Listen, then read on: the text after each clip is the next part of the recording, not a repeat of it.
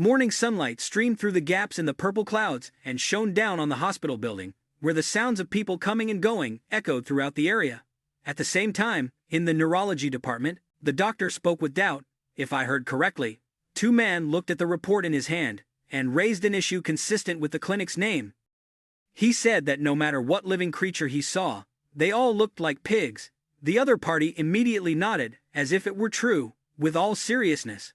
Of course, she wouldn't believe it so easily, even approaching him with a charming demeanor. Are you kidding me? In your eyes, do I also look like a pig? Yi Chuan also admitted immediately without hesitation, with firmness. That's right. Through the bright filter unique to him, no matter how beautiful Tu Man was, it couldn't overshadow the image of the plump creature opening its mouth. This is the first time I've heard of such a case.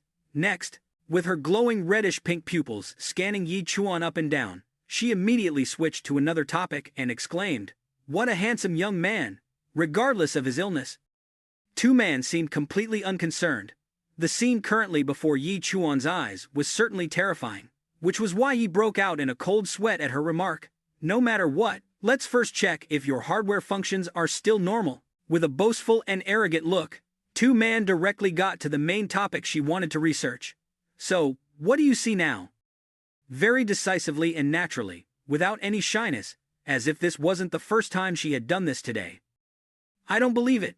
I'm so beautiful. Even in the eyes of a lunatic, I can't possibly be a pig. Little did she know, reality delivered a cruel slap straight to Tu Man's face and her self-satisfaction, when Ye Chuan replied, "Two pigs." Only at this moment did Tu Man truly believe in his condition and made a very meaningless remark. He's indeed a lunatic. After this pointless commotion, she finally became serious again. Your spine has a big problem. This part is different from normal people. Severely deformed, and there are even some malformations pressing on the cranial nerves and optic nerves.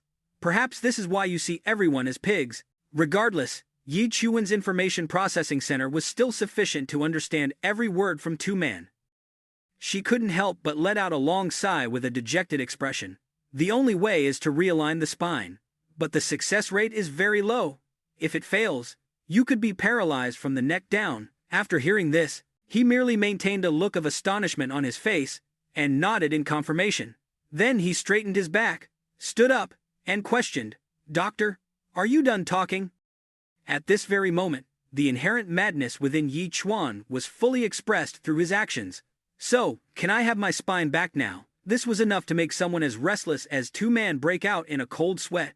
Ha! He thinks the model is his spine. Such a handsome young man. What a pity. After the mental examination was complete, Yi Chuan didn't stay too long but headed to where the bus was waiting. He got on the bus, successfully, or rather, too late, but secured the best spot in a figurative sense. He yawned a long, tired yawn. He was Ye Chuan, and now he was thoughtfully looking at the file that clearly stated the 5 words, "Severe mental illness."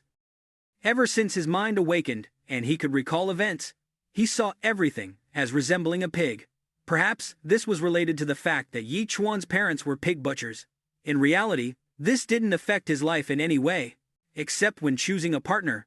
His entire body suddenly tensed up as he was filled with worry for the future, because today was the day of professional awakening. He was wondering if he could resolve this condition before changing professions, but now it seemed it was too late. After a long journey, Ye Chuan finally arrived at Qingcheng Academy, where the awakening ceremony was being held. Strolling along the crowded path, with people sharing the same goal, he was lost in a stream of thoughts he couldn't escape. Would this condition of his affect his professional awakening? If so, then he was in big trouble. Suddenly, a familiar voice rang out beside him with an intimate tone. "Brother Yi Chuan." Ling Xuan appeared shy and demure as she questioned, "You're finally here. If you had been any later." However, little did he know that beneath his glasses, it was literally a pig's snout pressing towards him with a coquettish phrase, "See if I don't beat you to a pulp." This oink oink scene was more horrifying than ever, a masterpiece of humanity, beloved by breeders, but not by Yi Chuan. He only wanted to step back, even though to outsiders, Ling Xuan's reproachful demeanor looked truly adorable. "Did you hear me?" However, the fact that he had a special condition, the illness of seeing everything as a pig, was something difficult to articulate. So Yi Chuan, could only swallow his saliva in terror. Fortunately, a few more classmates walked by, shifting the attention from Ling Xuan to her. "Why are you clinging to your brother Yi Chuan like that? Why do you two spread dog food every day? They are childhood sweethearts. They'll probably get married and have children after changing professions." Provoke her into an arrogant outburst in the blink of an eye. "You two, stop talking nonsense. From the outside, you two look like a talented man and a beautiful woman. Who would know that his heart was screaming?" Yet he maintained a smile that met community standards when Ling Xuan turned back. "Yi Chuan, we don't need to pay attention to them." Then, what was bound to happen, happened. The resonant and majestic voice of the Taoist master of Qingcheng Academy rang out. "Line up neatly according to student ID number. The awakening ceremony is about to begin. Now is the time to demonstrate the fruits of your studies at this academy. The awakening will be based on 3 major attributes: strength, agility, and spiritual power. The higher the 3-dimensional attributes, the greater the advanced profession awakened will be." Ming Ping exuded an aura that commanded respect and fear, announcing word by word, "Later, when you awaken, you must concentrate all your spiritual power. The profession you awaken will affect your entire life. Once an advanced combat profession is awakened, it will be like defying fate, earning the admiration of countless people. And moreover, it can bring endless honor to our Qingcheng Academy." Without wasting time, the Taoist master went straight to the main point that everyone was concerned about. "Begin. Place your hand on the stone statue." Yuan Ban immediately approached with a mix of apprehension and anxiety as he faced the treasure that had existed for countless years. Just moments later, clear lines of text appeared, revealing his future: a life-skill profession, intermediate welder. As if this outcome had been long predicted and was all too familiar, Ming Ping remained calm, while Yuan Ban trembled so much he wanted to bite his own hand. The events then unfolded sequentially, with combat professions being so rare as to be almost non-existent. Instead, only the painful appearance of life-skill professions like advanced builder. The next student even appeared more miserable with the title of engineer. Aha! And then, another person stepped forward, because the footsteps of those who came before had left too deep an impression, making him tremble. Even Jinglong's cold sweat poured out like a waterfall. Finally, he mustered all the courage he had since birth to touch the stone slab that would decide his future. What was even more surprising and congratulatory was the shocking transformation. Radiating with brilliant light, displaying 12 combat class professional characters, the most special rare-grade shadowless blade master finally jumped onto the blue Ba-Da board before Ming Ping's eyes, confirmed as a rare grade. All the students who witnessed it gaped in disbelief at the brilliant energy. Only the old man, who had experienced countless events, big and small, quickly regained his composure and asked, "Student, what is your name?" No longer looking like a coward, the person who had just captivated all eyes now confidently and arrogantly replied, "Principal, I am Liu Jinglong." Amidst the effusive praises, Ming Ping did not forget to conclude with him, "That's a great name. You can rest now. Later, I will personally visit your home to discuss your life plan with your parents." At that moment, Jinglong cheerfully waved his hand at the principal. "Thank you, Principal." Meanwhile, his juniors, full of vigor, chanted, "Brother Long is amazing." And then, after countless people came and went with unusual joys and sorrows, Ming Ping finally snapped out of his exhilaration and called out, "Next, Yi Chuan." Aside from the small silences, only Ling Xuan loudly cheered, "Brother Yi Chuan, you can do it." Regarding the person before him, Ming Ping couldn't help but have his own thoughts and hopes. This kid usually seems to have an IQ problem, but his 3-dimensional index is very high. An ordinary person's 3-dimensional index combined is only about 3, but he got 10. 3 times that of an ordinary person. His gaze couldn't tear away from the figure, sweating profusely and striving, wondering if a miracle would occur. Unexpectedly, exceeding all expectations, the explosion caused by Ye Chuan himself was even more terrifying than the violent tremor from Jinglong. Now, what surprise could describe Ming Ping's state? A dazzling purple gold light. A wisp of smoke slowly drifted past and obscured the words below, but the 5 deeply etched characters were enough to make the old man panic. God-tier profession. Even Yi Chuan, with his violently constricted pupils, hadn't expected himself to cause such a storm. The powerful whirlwind was strong enough to almost blow away the sound emanating from Ming Ping's stubborn throat. God tier. I can't believe it's actually God tier. And in life, where many things are incomplete, the rock of belief directly crumbled when the words, life profession, appeared before the old man's eyes. Pig butcher. Immediately, a burst of hearty laughter from the onlookers was inevitable. Ha ha ha. Is there something wrong? How can there be such a foolish profession? Should we say he's lucky or unlucky? The old man still couldn't regain his composure. Isn't heaven playing a joke? Zhao Mingping, having been a principal for so many years, had finally encountered a god-tier profession with great difficulty. Yet, it was just the most useless pig butcher. Even a god-tier life skill, blacksmith or a physician would allow him to save face. Indeed, the more hope, the more disappointment. He thought this kid could display magnificent talent, but who knew he would utterly flop? After a long period immersed in thought, the old man finally regained his voice and sighed. Student, you, I. However, amidst the crowd, a terrifying lightning-infused energy suddenly appeared and attracted Yi Chuan's attention. It was unclear where a detailed information panel about him suddenly appeared. System. Though surprised, Yi Chuan still read every line and every word carefully. Bane of all races, the corner of his mouth curved into a surprised arc. Someone with a similar name who possesses low IQ, dealing an additional 50% damage to pigs. Just moments later, Yi Chuan had completely accepted all the changes that ordinary people would take a long time to digest. It seemed being a lunatic was also quite good, the magnificent scene worth hundreds of millions of dong, and the experience no longer frightened him, because in his eyes, this world was full of pigs. After realizing the bright future that only he could clearly see, Yi Chuan's every step became firm and resolute. However, in the eyes of people like Liu Jinglong, it was nothing short of the appearance of a defeated person. Ha ha ha, paft ha ha ha. After displaying his mockery in front of everyone, he raised his voice to maximum volume. I thought our Qingcheng Academy had a true dragon appear. I never expected it to be a pig butcher. Lin Peng still couldn't stop his obnoxious behavior, laughing and saying, I'm dying of laughter. Our Qingcheng Academy only has one true dragon. Then, proudly and without hesitation, he added, that is big brother Liu Jinglong. He immediately grinned with delight, baring his white teeth. This kid. Meanwhile, Ling Zhuan saw her neighbor friend hang his head. So she showed understanding and comforted him. It's okay, brother Yi Chuan. You awakened the god-tier pig butcher, which can be considered following in your father's footsteps. No matter how much they mock Yi Chuan's profession, it couldn't compare to the goddess in his eyes caring for him. Lin Peng couldn't hold back his anger. Damn it, Gao Hao is so crazy he wants to swallow his shirt. This kid must have accumulated good fortune over several lifetimes. He didn't stop there. Yi Chuan's childhood sweetheart, Zhu Lin Chuan, even shyly expressed, Uncle Yi must be very happy.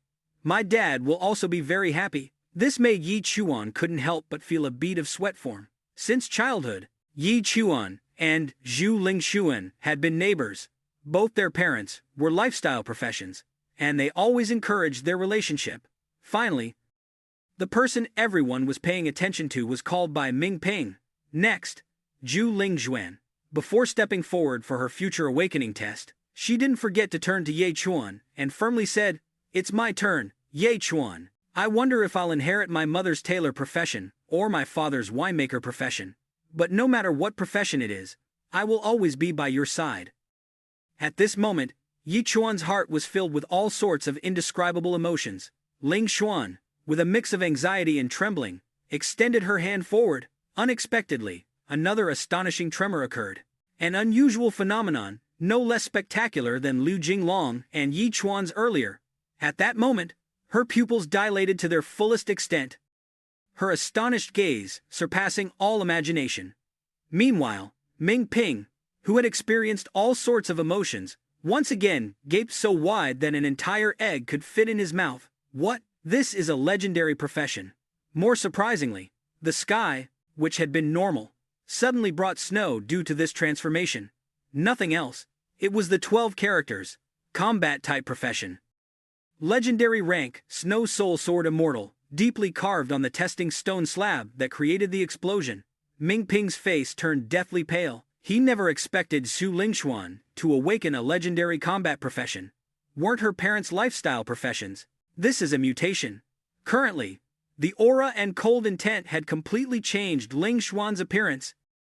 As if transforming her into an ice queen who had just descended, he did not hesitate or waver when he spoke up to confirm. Zhu Lingxuan, rest assured, if you need anything in the future, just tell King Cheng Academy, and we will definitely do our best to meet your needs. Carrying enough capital to be arrogant, the girl who once doted on Ye Chuan has now officially transformed. Thank you. With the ranks established there, Liu Shuo's whispers couldn't be contained and echoed at an audible volume. One is a pig butcher, the other is a legendary warrior. According to you guys, will Shu Lingxuan still follow Yi Chuan like before? Qin Yao clearly showed a disdainful smile. Is there even a need to ask? Zhu Lingxuan is progressing, but what about Ye Chuan? If that good-for-nothing knows what's good for him, he should proactively distance himself from Shu Lingxuan. Meanwhile, he remained very calm, even happy to the point of showing no jealousy at all. Congratulations, congratulations. What seemed like a shared celebration. Unexpectedly, her expression darkened with each word spoken. Yi Chuan, at this moment, Ling Xuan clearly demonstrated what it means to turn on someone faster than a rice paper roll. I admit that we had some misunderstandings before, but from now on, those misunderstandings should be resolved. Regardless of almost promising to walk down the aisle just a second ago, she still bluntly declared each word. We are no longer people from the same world. The group of Jinglong nearby was also waiting to see Yi Chuan's joke, but contrary to the expectations of those around him, he calmly accepted with genuine delight, emanating from the bottom of his heart. All right.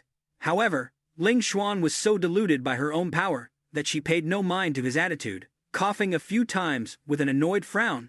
I know this has brought you a huge shock. Don't pretend to be calm anymore. You are just a pig butcher. After all, it's hard to achieve great things. That long-winded presentation caused him no small amount of boredom. Don't blame me. Unexpectedly, in Yi Chuan's view, she was just a sluggish person who only knew how to boss people around. If you have no objections, then let's decide it this way. I hope you won't cling to me later. Yi Chuan didn't bother to waste any more time with someone who wouldn't listen to him. Finally free from this pig, he decisively turned and left, saying, if there's nothing else, I'll be leaving now. Jing Long took this opportunity to boast, smugly fanning his tail. Classmate, Su Lingxuan, do you need me to help you teach him a lesson so he understands reality? At this moment, her inherent or feigned gentleness was no longer present in her thoughts, so he quickly understood. No matter where this place was, Jing Long jumped out, shouting with a face full of blue and red veins, hey, pig butcher, get over here. But Yi Chuan had a name, so of course, he didn't pay attention to that title, causing him to lose face. Humph! Provoking someone as easily angered as him to the point of boiling over, Jing Long yelled, I'm talking to you. Can't you hear me? No matter what. Suddenly pulling someone over with the intention of humiliating them was rude. Enough for Ye Chuan's danger to flare up. Do you need something? Ye Chuan asked, possessing a surging killing intent emanating from his body. Just that alone made Jing Long so startled that his mouth hung open. He was even so frightened that he stumbled backward and fell, crying out, ah, because in that instant, he felt as if he had just taken a trip to the gates of hell. What is this? That gaze made me feel like a pig tied to a chopping block, waiting to be slaughtered. Unfortunately, only he knew this, so his companions behind him laughed heartily. Haha, only Lin Peng was worried. Brother Jing Long, what happened? What's wrong with you? Only then did he sober up and realize he had just acted cowardly. Damn it, you brat! No longer afraid, he furiously lunged forward. You dare glare at me. However, Yi Chuan wasn't intimidated by anyone. His strong motor nerves quickly put him in a stance ready to punch. And then, two fists from completely different schools collided powerfully in the air. The battle didn't take long. Jing Long officially became the loser, as he couldn't even last a second. The unexpected turn of events startled Lin Peng. What? Even Ling Xuan's expression changed. What happened? But Jing Long had no time to worry about his surroundings. Unable to suppress his rage towards Yi Chuan. Impossible. You're clearly just a pig butcher. Why? The pressure around his muscular body turned into a blood-red aura the moment Yi Chuan countered. For a pig butcher like me, having strong hands is perfectly reasonable. The confrontation between the two gradually became more intense as Gao Hao panicked. What's going on? Lin Peng glared and shouted. Look at brother Jing Long's hand. Realizing his momentum was a notch below his opponent's, he furiously growled, unable to control the saliva in his mouth. Yi Chuan, I want your life. The next second, he immediately summoned the primordial azure void long saber, even though he had only just discovered his profession. This instantly made Liu Shu so terrified that he forgot the funny side of him. It's over. Brother Jing Long is really serious now. That kid is definitely dead. Qin Jiao also frowned tightly and affirmed, this time, Yi Chuan will have to pay. A pig butcher insists on arguing, stubbornly with a combat class profession. Couldn't he just obediently admit defeat and admit his mistake? Ignoring the surrounding chatter, currently, all of Jing Long's focus was on Ye Chuan. This azure void long saber could even cut through steel pipes. He had almost completely lost his mind, declaring bluntly, I'm going to cripple you right here. But, at this very moment, the weapon formed from spiritual energy suddenly froze. Layers of cold continuously spread throughout his body, forcing Jing Long to tremble, unable to move. Understanding the reason, he immediately glared at the woman on the other side. Zhu Lingshuan, why do you still want to help him? She merely showed an icy demeanor as she gave the command. Stop. Even at this moment, Ling Xuan was still deluding herself with power. Stop. I don't want to see you all fighting over me. Yi Chuan, you see, we truly aren't from the same world. This is the last time I'll help you, considering it a farewell to the past. Yi Chuan clearly showed his attitude towards those words, which clearly weren't from the person speaking them. You can go. Without any hesitation, she decisively turned her back, along with a chilling declaration. Leave Qingcheng, otherwise. The next time Liu Jinglong seeks revenge on you, I won't help you anymore. Yi Chuan didn't bother to pay attention or correct Ling Xuan, directly following her implication with a long yawn. Ah, if there's nothing else, I'll be going now. Indeed worthy of the discerning gaze of a bystander, Qin Yao appeared pensive as she remarked. This kid, it seems he doesn't care at all. Leaving the troublesome and exhausting place, he leisurely walked along the bustling street, but he hadn't strolled for long before an arrogant dog came to block his path, barking. Its terrifying appearance officially attracted Yi Chuan's sharp gaze. The scene in his eyes at this moment was no different from a gray pig that barked woof woof woof, leading its kin. Yi Chuan politely made an extremely reasonable suggestion, to the point where it shouldn't have been necessary to speak. Hello ma'am, could you please take your pig, your dog, somewhere else? It's blocking my way. But unfortunately, life didn't let him pass easily. Ding Ying, with her original expression, approached him, and shot back. Is this your family's road? Don't you have any sense? Kids these days truly have no kindness at all. This made Yi Chuan sigh in exasperation, and at the same time, an idea sparked. Coincidentally, a hypothesis that needed verification. Without bothering to care where this was, he directly delivered a stunning kick to the ill-behaved dog pig. Of course, she couldn't help but turn pale, letting out a fleeting, ah. That unrestrained kick was enough to make it lie on its back, causing Ding Ying to wail in despair. Son, don't scare your mother. At the same time, a system notification popped up before Ye Chuan's eyes. Eliminated a small-sized pig, level increased by 0.1%. Additional damage of True Talk Kok Tin, increased by 1%. After completing the test, he couldn't help but exclaim in astonishment. It really is so. It truly works. Meanwhile, Ding Ying couldn't tolerate it any longer, and lunged forward with a frantic growl. You bastard! How dare you murder my son, bully an old person like me! I'll fight you to the death. Yi Chuan was very decisive and swift, not hesitating to pull out the newly discovered title, and declare, I have a mental illness. He even presented proper evidence and certification before her horrified expression. Time continued to pass in this place, making him lose patience. Is there anything else? If not, I'll be leaving now. Now, Ding Ying was so scared that sweat poured down like a waterfall as he sank into weighing the pros and cons. Encountering a lunatic, let alone destroying his dog, even if he were to kill him, he would die a wrongful death. Thus, Ding Ying immediately did a 180-degree change in attitude. His grumpy look disappeared, replaced by a benevolent one. It's nothing, young man. Please take care of your health. After numerous arduous and exhausting events, Yi Chuan finally returned to his beloved home. As a parent, Qi Yuan understood and made a guess. Did my son change profession to a pig butcher? He didn't show any special attitude or say many words about that unexpected gift, merely responding with an, He wasn't disappointed. He was even proud. This brat truly follows in his father's footsteps. Being a pig butcher is so good, much better than those fighting and killing professions. Tomorrow, I'll take you to the slaughterhouse to get acquainted. Time flew by faster than a dog running in the fields. And finally, night covered Qingsheng. In the warmth of the night breeze and the gentle moonlight, little pig, Yi Chuan immersed himself on the comfortable bed after a strenuous day. At the same time, somewhere perhaps nearby, Shen Rui suddenly appeared amidst the mist and smoke, with a mysterious appearance. The unexpected thing that happened next was that Qi Yuan, an ordinary person, knew him.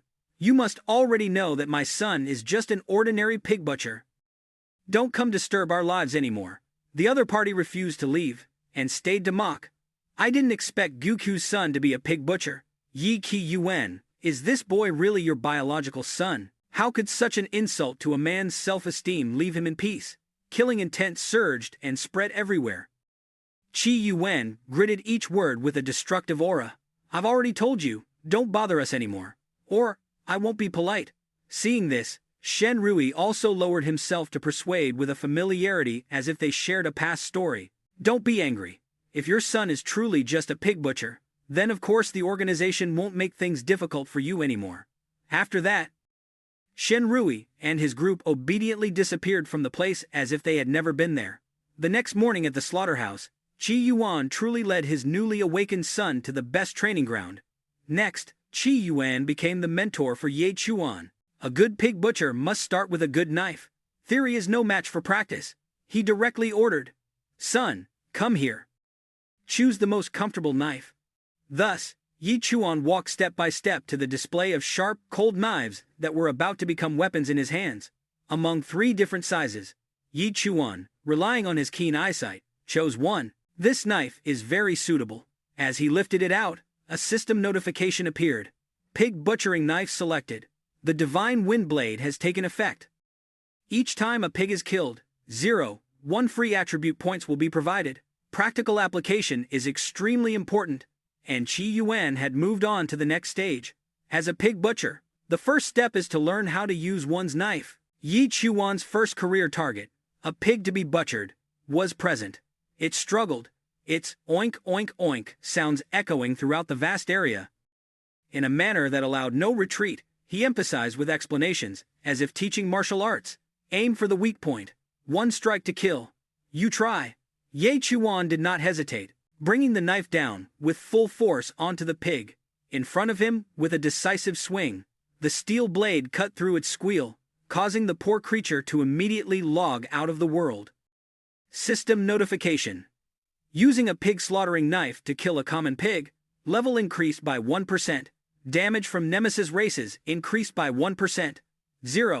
1 free attribute points increased. Witnessing this scene, Qi Yuan broke out in a cold sweat, but still forced a compliment. Well done. The only regret was that the strike wasn't precise enough, so it couldn't be killed with a single blow. He had to aim for the carotid artery in the neck. Hearing this, Yi Chuan immediately nodded, accepting his words. Seeing his indifferent demeanor, Qi Yuan walked over and patted his head to comfort him. Son, I know pig slaughtering is boring and uninteresting for your age, but after all, this is our livelihood. He showed no sign of sadness on his face, but slowly pointed to the pigs next to them. Dad, can I take care of these pigs? Hearing this, he burst into hearty laughter. Ha ha ha! Truly, my son. If you want to handle them, then Bak Li's and Chu Chen's pigs can also be handed over to you. Tasked with the job, Ye Chuan immediately rolled up his sleeves and got to work. At that moment, the system also continuously popped up notifications. Killed a common pig, level increased by 1%. Damage from nemesis races increased by 1%. 1 free attribute points increased. The level rose to level 2, then level 3. Like this, the bright data streams continuously accumulated, and, in just a moment, he soared to level 4. When everything was finally done, Yi Chuan took time to examine the results, killed 49 common pigs. Damage from nemesis races reached a 100% increase, three-dimensional attributes increased from 10 to 15. Current level is Apprentice Realm level 5. Seeing him operate with astonishing speed and efficiency, Zhao's eyes widened as he asked, "Is this your son? Why are you so addicted to pig butchering? You finished all our work for the week." At this point, Qi Yuan had nothing left to say but laugh. "Haha." Then he proudly boasted, "After all, my son is a god-tier pig butcher."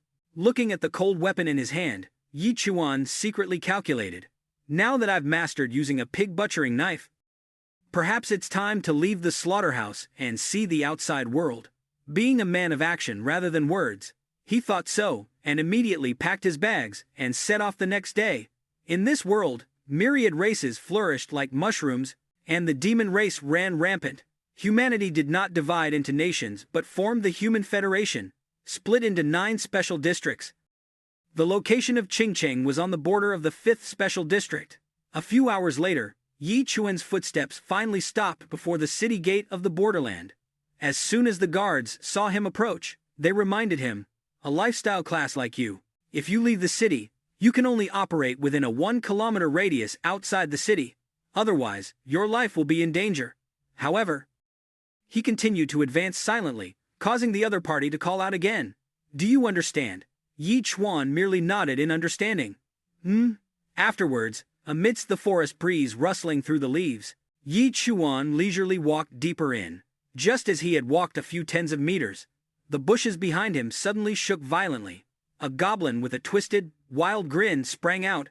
He. It charged straight at him with a weapon in hand, intending a surprise attack. With just a glance, Yi Chuan identified its species.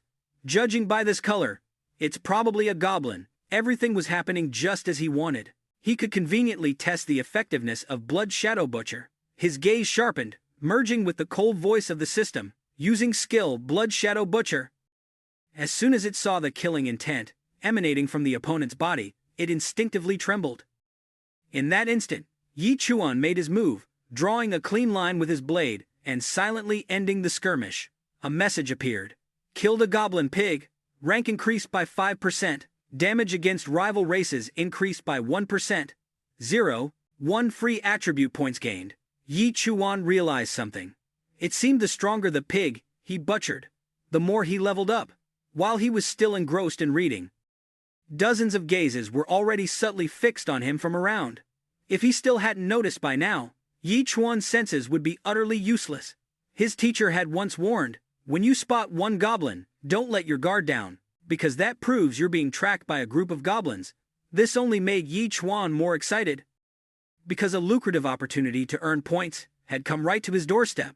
"Now, I can level up quite a bit. Come on, you goblin pigs." The monsters weren't intimidated at all. They roared in unison, carrying an aura that seemed capable of shaking heaven and earth. He wasn't scared at all. He simply used his wood-chopping knife to eliminate them, leaving no one behind. Each cold steel stroke swiftly cut down the pack of monsters, leaving them no time to understand what was happening before they were cleanly dealt with. Witnessing its companions, logging out, dying, in unison, after barely letting out a cry, the remaining goblin clutched its weapon tightly, trembling. Yi Chuan slowly approached, radiating killing intent. "Come here, little friend. Let's play together." As soon as he got close, the goblin immediately panicked, tucked its tail, and fled. Seizing the opportunity, he quietly followed, and then discovered a massive rock crevice hidden deep within the forest. It seemed this was the goblin's lair. His icy face slowly curved into a sinister smile, and without hesitation, he strode straight in. In just a moment, the hoarse roars of the monster pack echoed everywhere. The last sound fading into silence was also the moment when all the goblins turned into lifeless bodies, scattered across the ground. The system immediately lit up before Yi Chuan's eyes with a cold notification. Strength, agility, and spirit increased by 25, dealing an additional 120% damage to pigs. While he was still contemplating, a strange sound suddenly echoed in the silent atmosphere. Hearing the noise, he quickly turned his head to look behind him. The sound came from a small cave, hidden in a dark corner.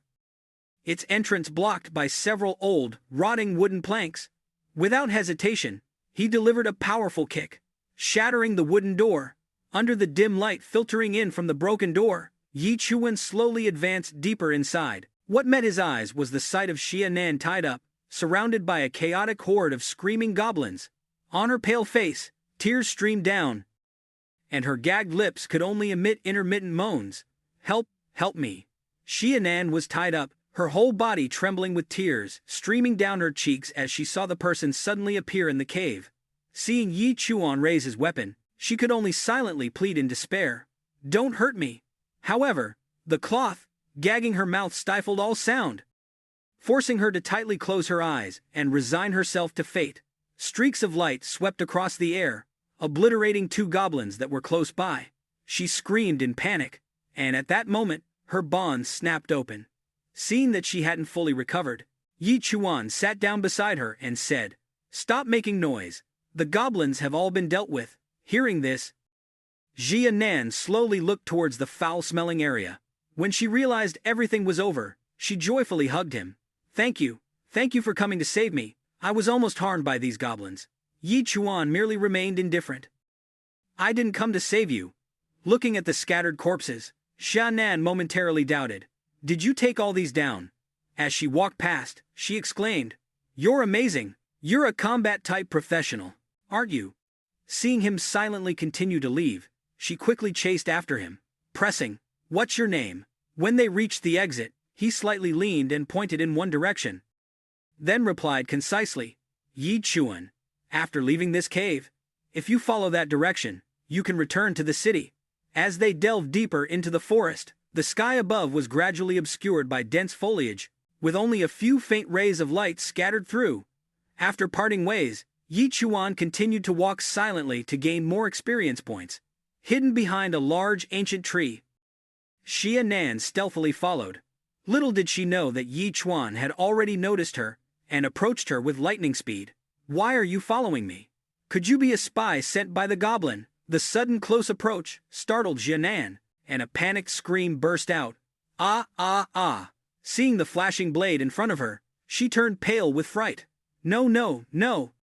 I just don't dare to go back alone."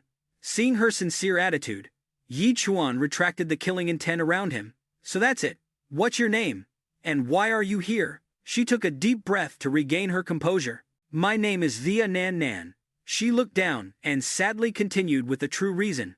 "My mother's birthday is in a few days.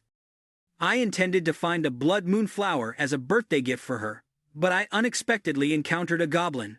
Let's make a deal. If you help me find the blood moon flower, I will help you find the best artifact forger in Qincheng to help you forge a new knife." But of course, Yi Chuan wouldn't believe that. The best artifact forger in Qincheng forging a knife? Do you know how much money that would cost? Go home quickly. Don't follow me anymore, otherwise I'll hit you. Seeing him casually turn his back, an indescribable surge of anger rose in Xia Nan's heart. After all, she was beautiful and charming. Why was this kid's attitude towards her so cold? Was there something wrong with his head? However, she refused to give up and continued to trail behind him. "Hey, do you know who I am? My father is Xia Beihai." Hearing that name, Yi Chuan's steps halted, and a memory he had once read in a document flashed through his mind. Xia Beihai, Xia family, one of the four most prominent noble families in Qingcheng. The patriarch of the Xia family, Xia Beihai, was a 9th stage Grandmaster realm job changer, just one step away from becoming a Grandmaster. Then he turned around with an expectant smile. Really? His heart was eager. If that was true, then with her father's financial resources, helping him forge 10 top-tier pig slaughtering knives would surely be no problem. To prove her identity, Shannan took out an item. "This is the Xia family's protective token. Also a way for my father to protect me. Even a job changer at the Ascending Path realm couldn't harm me." But those goblins were too insidious and cunning. I was ambushed by them, which is why I was captured. Suddenly, Yi Chuan moved closer, making Xia Nan blush with embarrassment as she explained, "But they couldn't get close to me, so they just locked me up." Feeling his breath close by, she quickly turned her face away. "Otherwise, I might have been." He merely observed the item, and then secretly confirmed. This item truly belongs to the Xia family. After confirming that the item indeed belonged to the Xia family, Yi Chuan took a couple of steps back and extended his hand in agreement. All right, I believe you. I'll help you find the Blood Moon flower, and in return, you help me forge a top-tier knife. At this moment, Xia Nan suddenly came to her senses. Hey! And quickly grabbed his hand, a radiant smile spreading across her face. Deal's done. Next, she took out a carefully folded piece of paper from her person. This is a map I bought from someone else. Her finger pointed at a red symbol, and she emphasized, it marks the location of the Blood Moon flower. But where there are Blood Moon flowers, there will be Blood Moon giant pythons, which are extremely dangerous. Hearing this, Ye Chuan narrowed his eyes slightly. Full of interest. There's a giant python. She nodded in confirmation. That's right. According to the records in the Wilderness Survival Guide, the Blood Moon giant python has strength comparable to a 9th stage apprentice. I wonder if your current strength can deal with it. However, he showed no fear, instead breaking into an amused smile. I've never seen a giant python in all my life. Seeing the strange expression before her, Xia Nan was momentarily puzzled. Did this guy even hear what I said? But if he alone can wipe out a goblin tribe, he must be a god-tier combat profession. Unable to wait any longer, Yi Chuan urged, let's go quickly. You're in charge of leading the way. When their gazes met, she unconsciously blushed, her heart in a turmoil. She didn't know why. But this guy always gave people a feeling of being both trustworthy and untrustworthy. Amidst a vast expanse of reeds, Xia Nan and Ye Chuan were silently intensely observing. He watched her stop before the large creature in front of them, and frowned, warning, this is a silver horn rhinoceros. Let's not provoke it. Once it goes berserk, its strength can rival an 8th stage apprentice. While Xia Nan was still whispering instructions, we just need to quietly go around it. Yi Chuan suddenly stood up, startling her. What are you doing? He raised his gleaming blade forward with a serious expression. If it dares to eat grass today, it will dare to eat people tomorrow. I can't keep it. This statement shocked her into petrification. What was the reason for this? But before she could react, he had already sprinted away. His body tore through the wind, swiftly advancing towards the monster, carrying a surging aura and furious power. The cold steel blade swung out in decisive arcs, each strike slicing through the enormous silver-armored rhinoceros's body. And in just the blink of an eye, it collapsed to the ground, leaving behind a terrifying silence. Witnessing that scene, Xia Nan was so stunned that she could only utter a sound of disbelief. Her face was aghast, sweat trickling down her spine. Just with one knife strike, the monster logged out. As soon as Yi Chuan defeated the giant monster, the system immediately appeared and announced his promotion to apprentice. Level 7, damage against all hostile races increased by 122%. Looking at the weapon in his hand, he secretly pondered, wondering how much longer this blade could last. While he was still deep in thought, Xia Nan approached and asked with a puzzled expression, Yi Chuan, what exactly is your profession? He answered frankly, without concealment, a life skill profession, pig butcher. Faced with the extraordinary power Yi Chuan had just displayed, she gaped in astonishment. Impossible. How can a life skill profession destroy a silver-armored rhinoceros with just one knife strike? Yi Chuan was busy harvesting, following the knowledge he had learned, while saying, rhinoceros horn is good stuff. Perhaps this rhinoceros was too old, which is why it died so quickly. Not knowing what else to say, Xia Nan could only change the subject. We're almost there. The Blood Moon flower's location is very close ahead. Her heart was still full of doubt. This kid doesn't look like he's lying. Finishing her sentence, the two continued to delve deeper into the silent, dense forest. In another direction, Ming Ping, along with his group of disciples, were also quietly making their way through layers of dense trees and gradually advancing towards the center.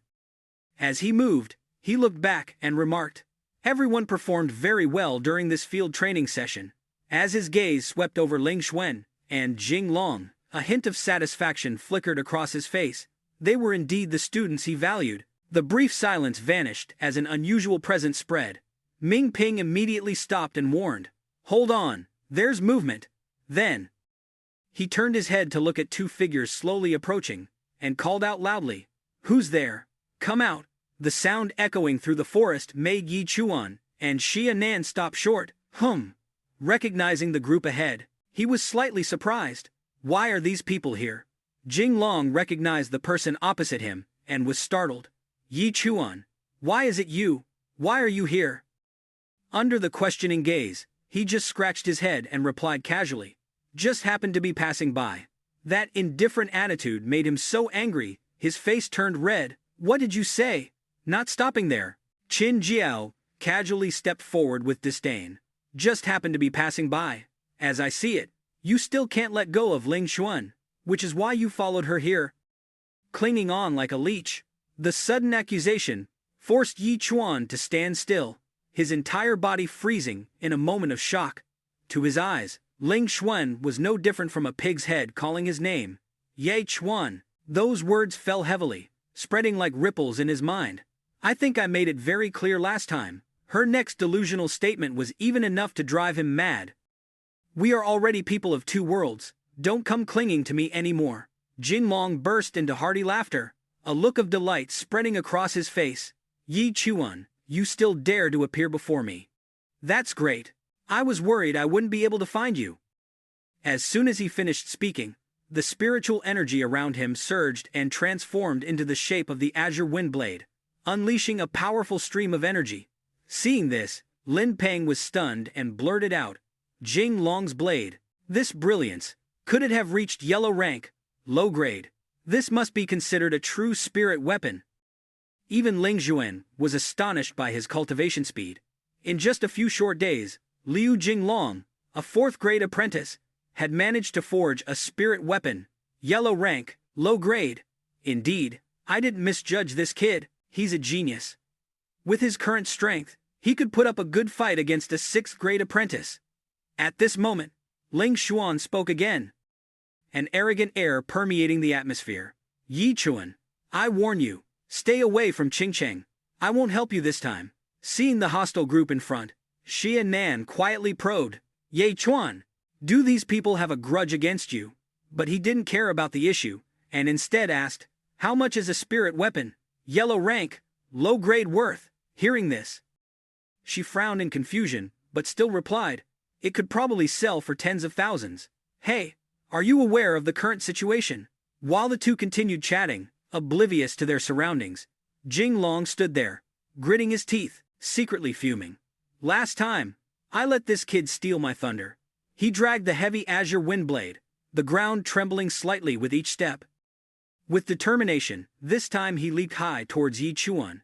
I must win it back, for Ling Xuan to see. While he was still engrossed in thoughts of showing off, he gently blocked the attack with a pig-slaughtering knife. That scene left all the spectators stunned. No one could believe what had just happened. However, Jinglong still didn't stop. He gripped his weapon tightly and declared, this is my true strength.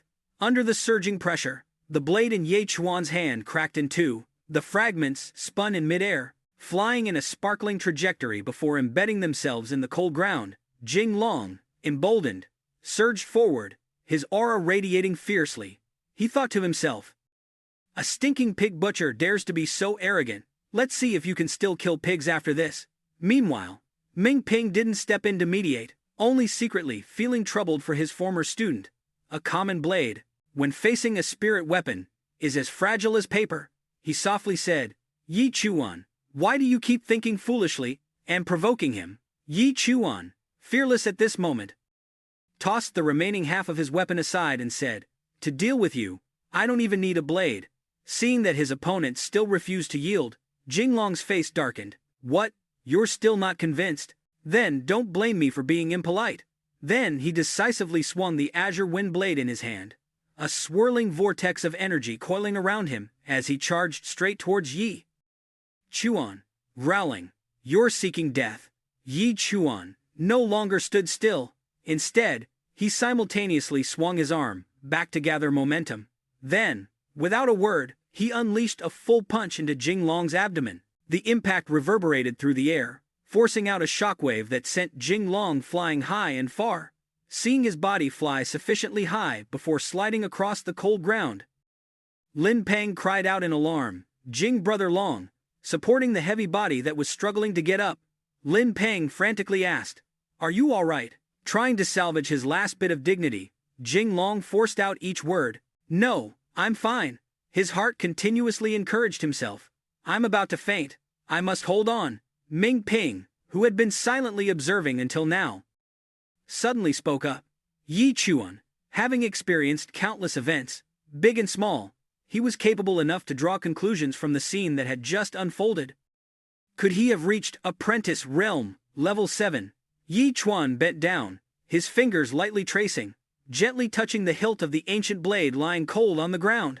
He picked up the sharp object, his gaze meticulously, assessing every detail. The blade possessed a serene beauty, yet harbored deadly power.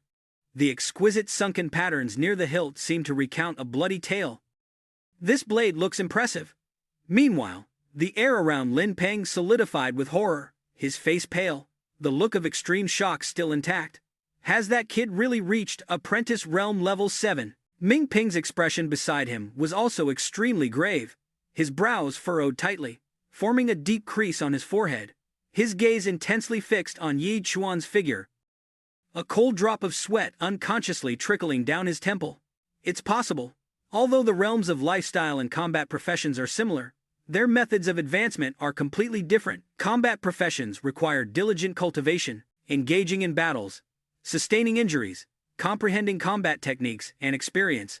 Growth in the early stages will be a bit slower. However, once enlightenment is achieved, the rate of development will become increasingly rapid, whereas lifestyle professions are much more relaxed. For example, alchemists and artifact forgers don't need to fight, they only need to focus all their energy on their respective professions. For instance, Yi Chuan, he is a pig butcher. He only needs to continuously slaughter pigs every day to raise his realm. Having heard the entire story, Ling Xuan fully understood. Her face was immediately covered by a gloomy expression, not bothering to hide her rising displeasure and envy. So he relies on the three-dimensional attributes of a high realm. In that case, isn't it too unfair for combat professions? Ming Ping continued to deduce based on the existing clues. Each time Yi Chuan advanced his realm, the number of pigs he had to kill would double. After reaching the equal hull realm, the number of pigs to kill for advancement would be enormous. However, once combat-oriented professions mastered combat techniques in the early stages, subsequent advancements would become increasingly rapid. Even a slow-witted person like Lin Peng now vaguely understood the crucial issue. He was stunned for a moment before it dawned on him. So, that kid is currently relying on his high realm to defeat Brother Long. But in a few years, he'll be utterly crushed by combat-oriented professions. The old man nodded in confirmation, his grave expression undiminished. Amidst the lingering echoes of their analysis and future predictions, the sound of their exchange roused Yi Chuan from his concentration on the dragon-slaying blade. Oh, right, he casually waved goodbye, his movement decisive and without lingering attachment. If there's nothing else, I'll be going now. Ling Zhuan's attitude shifted to one of indifference mixed with the self-satisfaction of someone who believed she had seen through everything. She subtly curled her lips, her eyes clearly showing disdain. Yi Chuan, why do you have to suffer so much? All this time, you've been desperately killing pigs and raising your realm just to show me. I'll tell you the truth. I've already been directly admitted to Sky Vault Academy. We are now people of two different worlds. Faced with her familiar shamelessness and arrogance, Yi Chuan was utterly speechless. He could choose silence to accept and ignore, but others could not. A cold, somber aura suddenly surged from behind. Nan Nan impatiently stepped forward and cut in. I can't take it anymore. Will you people stop? Yi Chuan and I came here to find the Blood Moon Flower. Running into you people is simply a matter of bad timing. What kind of nonsense are you speculating about? Qin Yao, still bit down tightly, refusing to let go, her jealousy and malice flaring up, prompting her to utter harsh insults. Oh, the scumbag that Sister Ling Xuan didn't want, yet someone still considers him a treasure. Truly blind, Lin Peng, who had just suppressed extreme fear, immediately found an opportunity to regain face. He interjected, joining in the fun, his tone full of schadenfreude and venom. That's right, that's right. This Yi Chuan has no other abilities, except for seducing women. He's very skilled. Just now he's already seduced a girl. A perfect match for a dog. May their union last forever. The moment the words fell, a sudden cold gust of wind swept past. Nan Nan's figure flashed past, so quickly that the naked eye could barely catch it. A series of crisp sounds rang out continuously. All 5 people opposite each received a full slap. Their faces were twisted to one side, burning and swollen. Ming Ping, who was sitting still doing nothing, also suffered the blow. The veins on his forehead twitched continuously, grinding his teeth in anger. Why did you hit me too? Nan Nan quickly retreated to stand in front of Yi Chuan in an absolutely protective stance. She lightly clapped her hands together, brushing off invisible dust, as if she had just touched something extremely dirty and disgusting. Humph! Ling Xuan's eyes were now completely tinged with cruelty and madness. She raised a trembling hand to touch the painful, burning swelling on her cheek. You dare hit me! She decisively drew the sword from her hip and shouted a challenge. Do you want to die? The sharp, cold blade reflected the frosty light, swinging decisively through the air. Nan Nan showed no fear. She raised her hand high, revealing an exquisitely carved command token with shimmering green patterns. Authority, you all try to lay a hand on me, and see. The moment he saw that command token, Ming Ping's entire body trembled. His pupils constricted, filled with extreme horror. He immediately panicked, hastily raising his hand, and using all his might to stop Ling Xuan's foolish action. Wait, stop at once! In his heart, a flash of insight ignited, and all the clues fell into place. No wonder this young girl looks familiar. It turns out she is the eldest young miss of the He family. Faced with unshakable power, Ming Ping no longer dared to show even a hint of resistance or anger.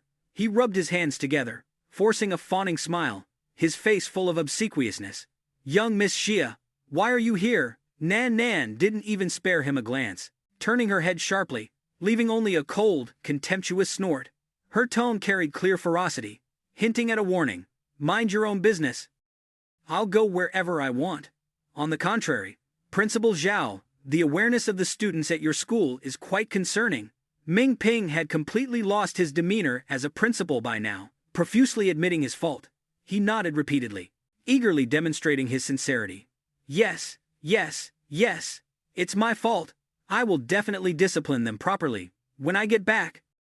But Nan Nan had no intention of letting it go so easily. She pointed directly at Ling Xuan and ordered decisively, tell her to apologize to Ye Chuan. Currently, Ling Xuan was so shocked that her mind was in turmoil, with only one question swirling deeply in her head. Is she Jia Beihai's daughter? Why is she with Yi Chuan? Ming Ping understood that the situation was beyond salvation, and he coldly reminded Ling Xuan, his voice carrying coercion. Apologize at once. Do you hear? Cornered, she unwillingly bit her lower lip and looked away. Sorry. Ling Xuan's gaze subtly shifted to a malevolent one, a vow deeply etched in her mind. Jia family, just you wait for me. Yi Chuan didn't even spare a second glance at her repulsive face. He waved his hand, a dismissive gesture as if shooing away annoying flies. Let's go, otherwise, we won't catch bus route number 2 later. At that moment, Jing Long was kneeling on the ground, one hand clutching the throbbing wound on his waist, and suddenly roared loudly with indignation. Don't go! Give me back my azure wind blade! Yi Chuan slowly turned his back and walked away, without looking back, gently resting the newly picked up blade on his shoulder. His posture both arrogant and provocative. If you're so good, come and take it back yourself. I'm ready any time. Nan Nan, beside him, was even more mischievous, sticking out her tongue and making a funny face to taunt him. Jing Long's jaw clenched, filled with rage and humiliation. He wanted to get up and chase them immediately, but the excruciating pain in his waist made it impossible for him to stand firm. Powerlessly watching the two figures disappear into the distance, Jing Long could only grit his teeth bitterly. You just wait for me. After a few minutes of travel, Yi Chuan and Nan Nan had ventured deep into a completely desolate and deserted area. Precarious towering cliffs and dry, gnarled branches reaching out like skeletal fingers created a gloomy and chilling scene. The atmosphere here was heavy with an eerie silence. Nan Nan stopped, pulling out an old leather map from between her breasts. Her eyes were highly focused, meticulously examining the surrounding terrain. After a detailed comparison between the map and the actual scenery, She gently nodded in confirmation. It seems this is the place. We need to be careful. A dry, mechanical sound suddenly echoed in Yi Chuan's ear. Immediately, a transparent turquoise screen appeared before him, floating in mid-air. System notification. Exclusive pig butcher's knife has been selected. Item. Divine Wind Blade is now active. Every pig killed by this pig butcher's knife will provide you with 0.2 free attribute points.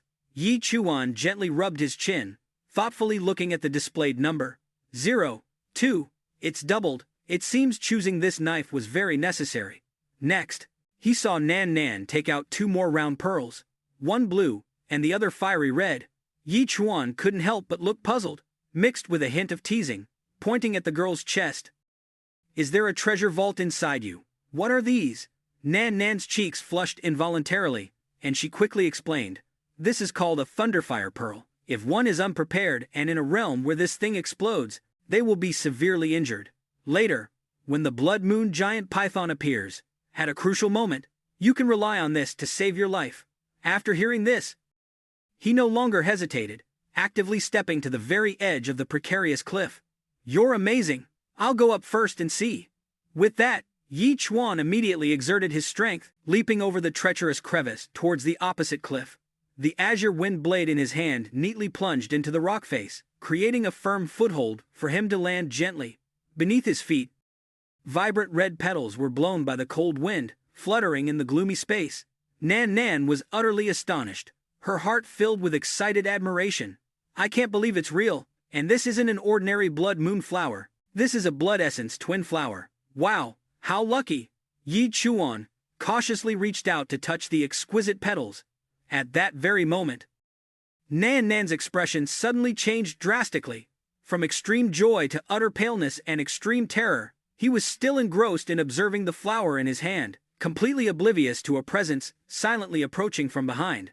The blood moon giant python, with its bloodthirsty red eyes, stared directly at his back. Nan's unusual silence finally caught Yi Chuan's attention. He glanced over, and then Yi Chuan encountered the monster's massive but incredibly ugly appearance with its pig nose. All the fear and drama that should have been there suddenly dropped to a perfect zero. He spoke with complete indifference and apathy. What are you looking at? Haven't you ever seen someone pick flowers before? Yi Chuan's completely unexpected reaction made the blood moon colossal steed freeze in bewilderment. The giant monster dazedly tilted its massive head to one side, its fiery red eyes clearly showing confusion and bewilderment. At this very moment, he seized the golden opportunity, decisively grabbed the blood crystal twin flower, turned and fled without hesitation. Nan Nan was still standing frozen, not yet recovered from the sudden incident. Yi Chuan shouted loudly to remind her, "Don't just stand there dazed, act quickly." She immediately snapped out of it, quickly grabbed 2 thunderfire pearls, brought her hand back, her body bent, ready for a powerful throw. Be careful. The moment Nan Nan swung her arm, he also leaped from the edge of the treacherous cliff, and at the same time, the 2 thunderfire pearls shot straight towards the blood moon. When the 2 thunderfire pearls made contact with its thick skin, an earth-shattering explosion rang out, and shock waves diffused. Along with electric sparks and heat, it blew Yi Chuan, who was in mid-air. He gritted his teeth, trying to endure the terrifying heat scorching his back. Oa! His body slammed hard onto the ground, sliding a distance across the rocky terrain. Nan Nan anxiously shouted, "Yi Chuan, are you all right?" As for the blood moon, it was stunned by the explosion, its head swaying wildly, hot smoke still billowing from its scorched skin. Yi Chuan propped himself up from the ground, panting as he observed the monster. Are those thunderfire pearls really that powerful? Just then, the blood moon seemed to lose its balance. Half of its massive body was already precariously balanced on the edge of the cliff, slowly toppling down. Finally, with a loud crash, it plunged straight down into the bottomless chasm, disappearing without a trace. Having dealt with the obstacle, Yi Chuan naturally presented the vibrant red blood essence flower to Nan Nan, her cheeks flushed with joy, her eyes sparkling as she gazed at the rare flower, blood crystal twin flower. He couldn't help but ask curiously, "What does this thing do?" She took the flower, carefully cradling it, and began to explain. The blood crystal twin flower is a mutated form of the snow moon flower. A normal snow moon flower can slow down the aging process, but the blood crystal twin flower can grant eternal youth. Is there any woman in this world who wouldn't wish to possess ageless beauty? Hearing this, Yi Chuan quickly made a decision. So that's how it is. Mother will definitely like it too. He propped the azure wind blade against the ground for support, using its leverage to stand upright. Once again, Yi Chuan leaped across to the other side of the cliff. Witnessing this scene, Nan Nan felt a touch of self-admiration, thinking to herself, does he want to pick another one for me? Hamph, hamph, this young lad has finally gotten smart. He carefully picked the second blood essence flower, gently placing it into his storage pouch, his movements meticulous and reverent. Suddenly, a fierce, deep roar echoed throughout the desolate space. The roar tore through the silence, carrying with it extreme anger and bloodlust. The blood moon giant python, which seemed to have fallen and drowned in the abyss, staggered back up from the edge of the chasm, its crimson eyes, like two ghostly flames, locked onto Yi Chuan. Nan Nan's entire body tensed, cold sweat instantly drenching her face. I can't believe it. It didn't die even after being hit by a thunderfire pearl explosion, she exclaimed. This blood moon python, though not truly of a high rank, was already extremely close to a peak 9th stage apprentice. He loudly pressed, are there any more orbs? Nan Nan was also extremely tense, replying in despair, my father only gave me one pair. At this moment, the blood moon slowly approached Yi Chuan. Its cold and foul breath blew onto his face, making his hair stand on end. Yi Chuan's aura completely changed. An invisible surge of killing intent erupted. He activated his special skill, Blood Shadow Talisman. In an instant, the monster's crimson pupils immediately reflected a terrifying scene. Yi Chuan, holding a pig butcher's knife, and in his other hand, the monster itself, shrunken and resting neatly in his palm. He gripped its 7-inch vital spot tightly. Pressing it down, the sharp blade held close to its throat.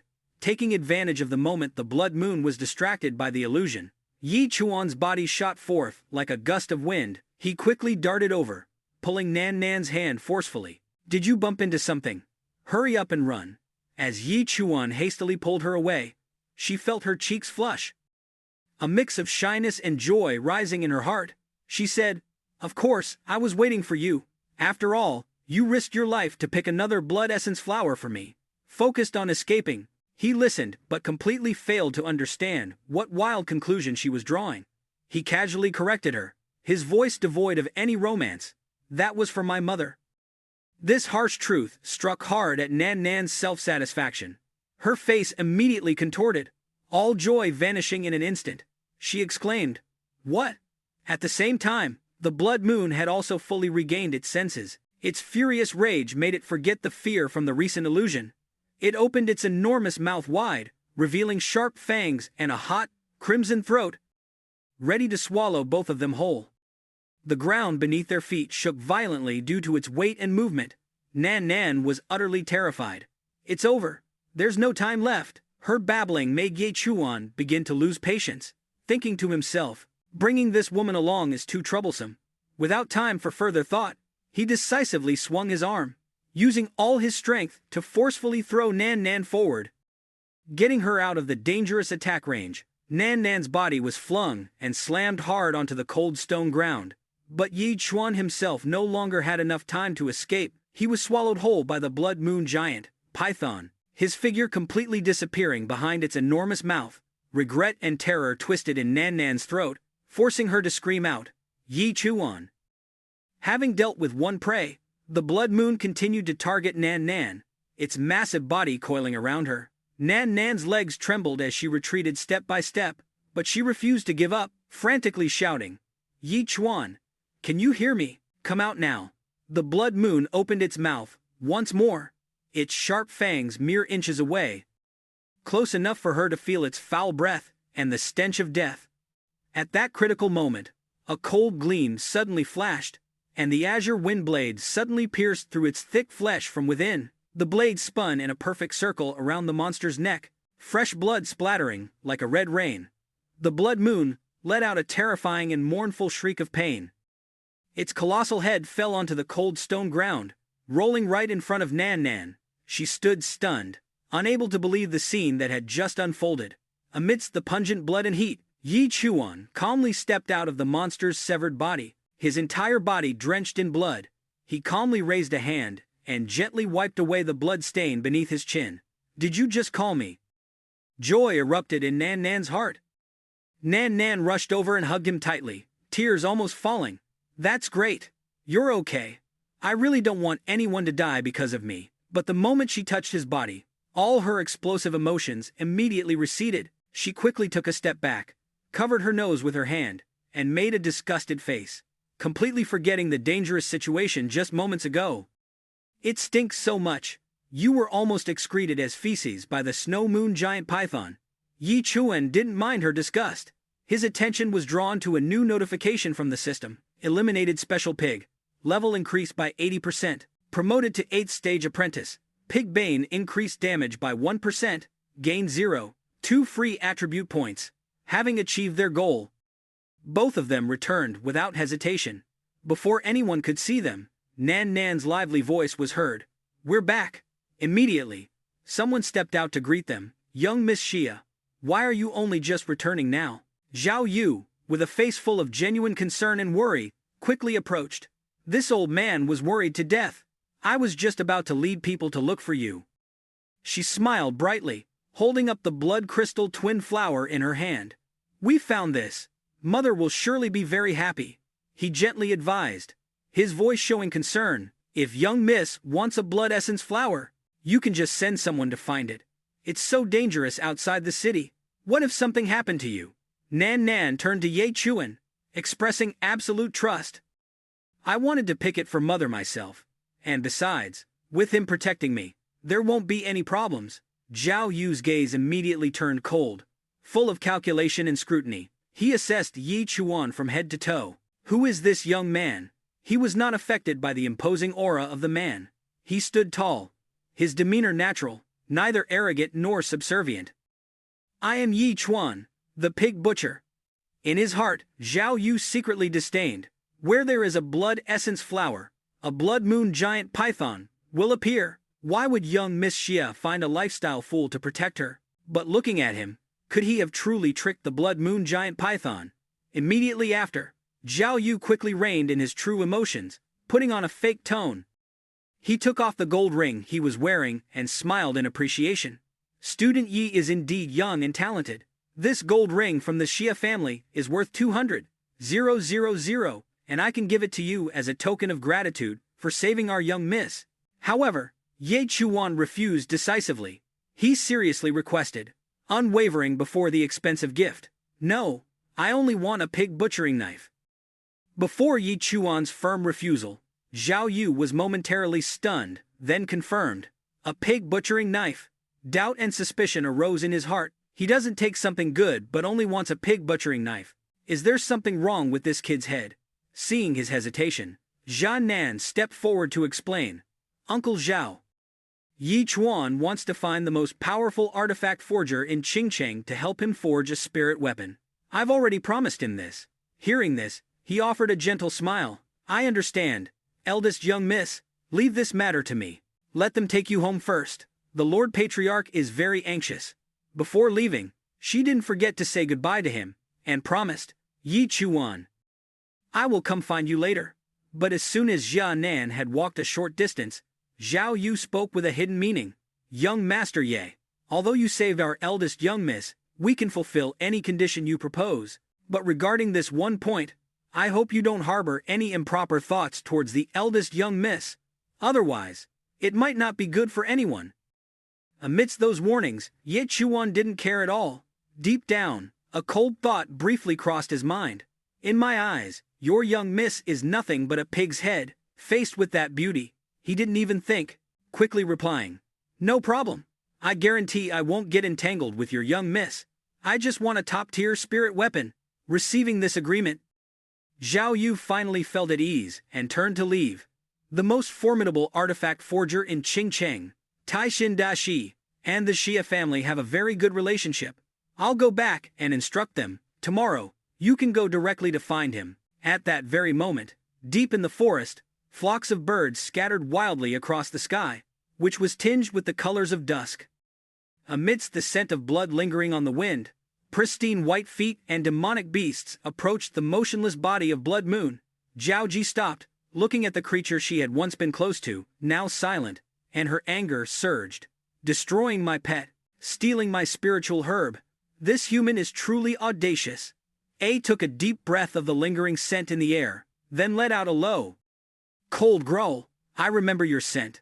The rage spread, transforming into a heavy wave of pressure that swept through the forest, making all creatures bow their heads in fear. Meanwhile, in Qingcheng, Yi Chuan leisurely walked through the crowded street, carrying his azure windblade. After some distance, he turned into a shop specializing in purchasing materials from high-level fierce beasts. Placing the horn on the table, he smiled and called out loudly, "Hello, I want to sell some fierce beast materials."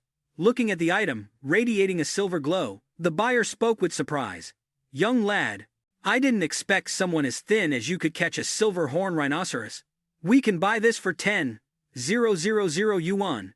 Hearing that number, Yi Chuan paused for a moment, then began calculating with his hand. Dad gets 100 yuan for killing one pig.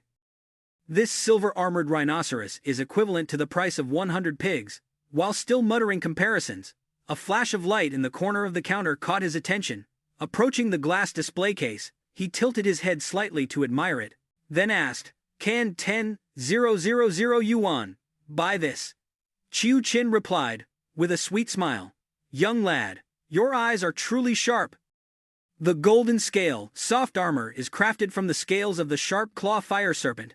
Besides its incredible defensive capabilities, it also has excellent warming and cold-resistant properties. However, unfortunately, this item is a bit expensive, priced at 150,000 yuan. The exorbitant price stunned Yi Chuan. 150,000 yuan. Dad would have to continuously butcher 1,500 pigs to earn that. Chiu Chin exclaimed in surprise. Butcher pigs for what? Without answering the question, he simply placed the azure wind blade heavily on the table. What if I trade this? She was instantly astonished. This is a spirit weapon, yellow rank, low grade. Fearing he might change his mind, she quickly draped the armor over Ye Chuan with sweet words. Look at you, of course, it's fine. This golden scale soft armor truly seems custom-made. It fits you perfectly. Outwardly, she was welcoming, but deep in her mind, calculations swirled. This kid has so many interesting things. He must be a high-level combat professional. If I can just entice this fool, perhaps I won't have to worry about the rest of my life. Thinking of that, Chu Qin placed her hand on Ye Chuan's back with a gesture full of hidden meaning. Originally, trading items requires a 10,000 yuan processing fee. But in my eyes, what's before me is just a pig's head babbling endlessly. And you, young lad, look so handsome. I'll waive the fee for you, but you'll have to find an opportunity to thank me. Oh, by the way, young lad, what is your profession? To that question, Yi Chuan replied straightforwardly. I am a pig butcher. The resolute words made the beast fall silent and turn to stone on the spot. Huh, pig butchering. A moment later, at Yi family, a voice echoed through the quiet house. Mom, this is for you. Seeing her son approach with a vibrant red flower in his hand, Su Yue was stunned.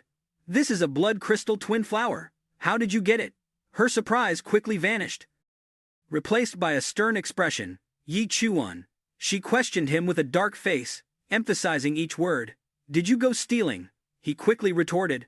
How could I? I went to the outskirts, and just happened to see two large snakes fighting.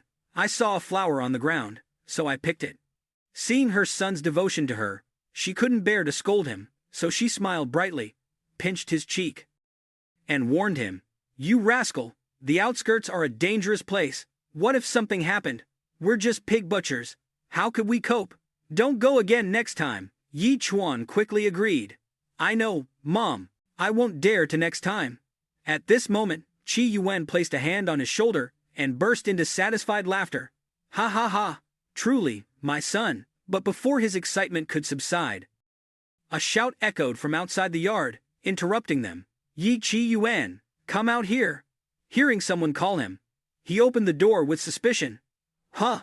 Who is it? Before him, the other party stood there with Jing Long, looking aggressive. Yi Qi Yuan, I heard your son stole my Jinglong's azure wind blade. He then realized. Liu Xing, then he frowned, confirming, brother Liu. Are you mistaken? He secretly recalled. Liu Xing was his childhood playmate. Now, he is a transcendent at Path Realm, 6th stage, with some reputation in town. Because of their differing social statuses, they no longer had contact with each other after they grew up. As he led them inside, Qi Yuan tried to maintain a calm demeanor. Mr. Liu, aren't you mistaken? My son is just a pig butcher. How could he possibly steal your son's spirit weapon? But as soon as Jinglong's eyes swept across the yard, he immediately pointed and tattled. Dad, it's him. Liu Xing snorted coldly, his heavy gaze pressing down on Qi Yuan. Old friend, why are you still so foolish and ignorant? You can't even teach your own son, and he goes around stealing other people's things. I confirmed it with Principal Zhao Mingping before coming to find you. Next, his gaze, sharp as a knife, cut straight towards Yi Chuan. Ask your son if this is true. Seeing someone come to cause trouble with evidence, Qi Yuan frowned and turned to ask clearly, Yi Chuan, what exactly is going on? Without fear, he retorted, your son wanted to finish me off. I only stole a saber from him. This can be considered a bargain for him. Hearing that, Jinglong immediately cowered behind his father and hastily cried out, lies, I didn't want to kill you. I just wanted to spar with you. Protecting his son, Liu Xing, without distinguishing right from wrong, exerted pressure. Young man, out of respect for your father, just hand over the saber, and I won't pursue this matter any further. Faced with that attitude, Yi Chuan didn't bat an eyelid and declared, the saber has been sold. The statement hung in the air, freezing the atmosphere. Immediately after, came his furious shout. What? Sold? Ever since he set foot here, Liu Xing had been irritable. You're really something. If that's the case, then pay up. 1 million. The exorbitant amount made Qi Yuan humble himself and haggle. 1 million is too much. A low-grade Imperial Tier Spirit artifact. Its market price is only around 200,000. The atmosphere around him immediately turned gloomy. Liu Xing gave the other party a look as if he wanted to devour him alive. You're not under the impression I'm negotiating with you, are you? Yi Chuan seemed to fear no one, and at this moment, he even wanted to pick a fight. What did you say? Qi Yuan quickly intervened. All right, my family will compensate you, but 1 million is not a small sum. We need some time to gather the money. Liu Xing maintained his displeased expression as he stated their need for time. Old friend, if you don't know how to discipline your child, then I'll help you teach him a lesson. I'll give your family half a month to gather the money. If you don't gather enough after half a month, don't blame me for turning hostile. As soon as he finished speaking, he swaggered out of the house, while Jinglong drew a thumb across his throat, looking extremely provocative. After they left, the atmosphere became even more somber. An anxious voice rang out. What should we do now? Su Yue gently tugged Qi Yuan's arm with a displeased look. Isn't he your childhood friend? Go beg him. He closed his eyes, full of distress, but still tried to think of a way. Later, I'll bring some pork to their house to apologize and see if that works. 1 million. Just then, Yi Chuan stepped forward to take responsibility himself. Dad, don't worry, I'll handle it. Qi Yuan's expression was not stern at all. Instead, he gently reassured him. Don't worry, I don't blame you. This isn't your fault either. But I just hope that if you encounter any difficulties in the future, you must tell your parents. Don't bear it alone. These touching words made his face stiffen in shock, but in his heart, he became even more determined. He must quickly obtain the spirit artifact and raise his strength to the Ascended Hall realm. In that case, Liu Qing won't be my opponent. It was Su Yue's turn to grip Ye Chuan's shoulders, demanding an explanation. Zhao Chuan, is there something else you're hiding from your parents? That flower is extremely precious. How could someone with a profession like a pig butcher, like you possibly obtain it? Things had come to this, and his inner self began to waver intensely. If that was the case, he couldn't hide it from his parents forever. Despite his determination, he couldn't help but feel flustered when speaking it out directly. Mom, Dad, actually, I'm not normal. Sure enough, those words gave Su Yue and Qi Yuan a fright. You're not normal.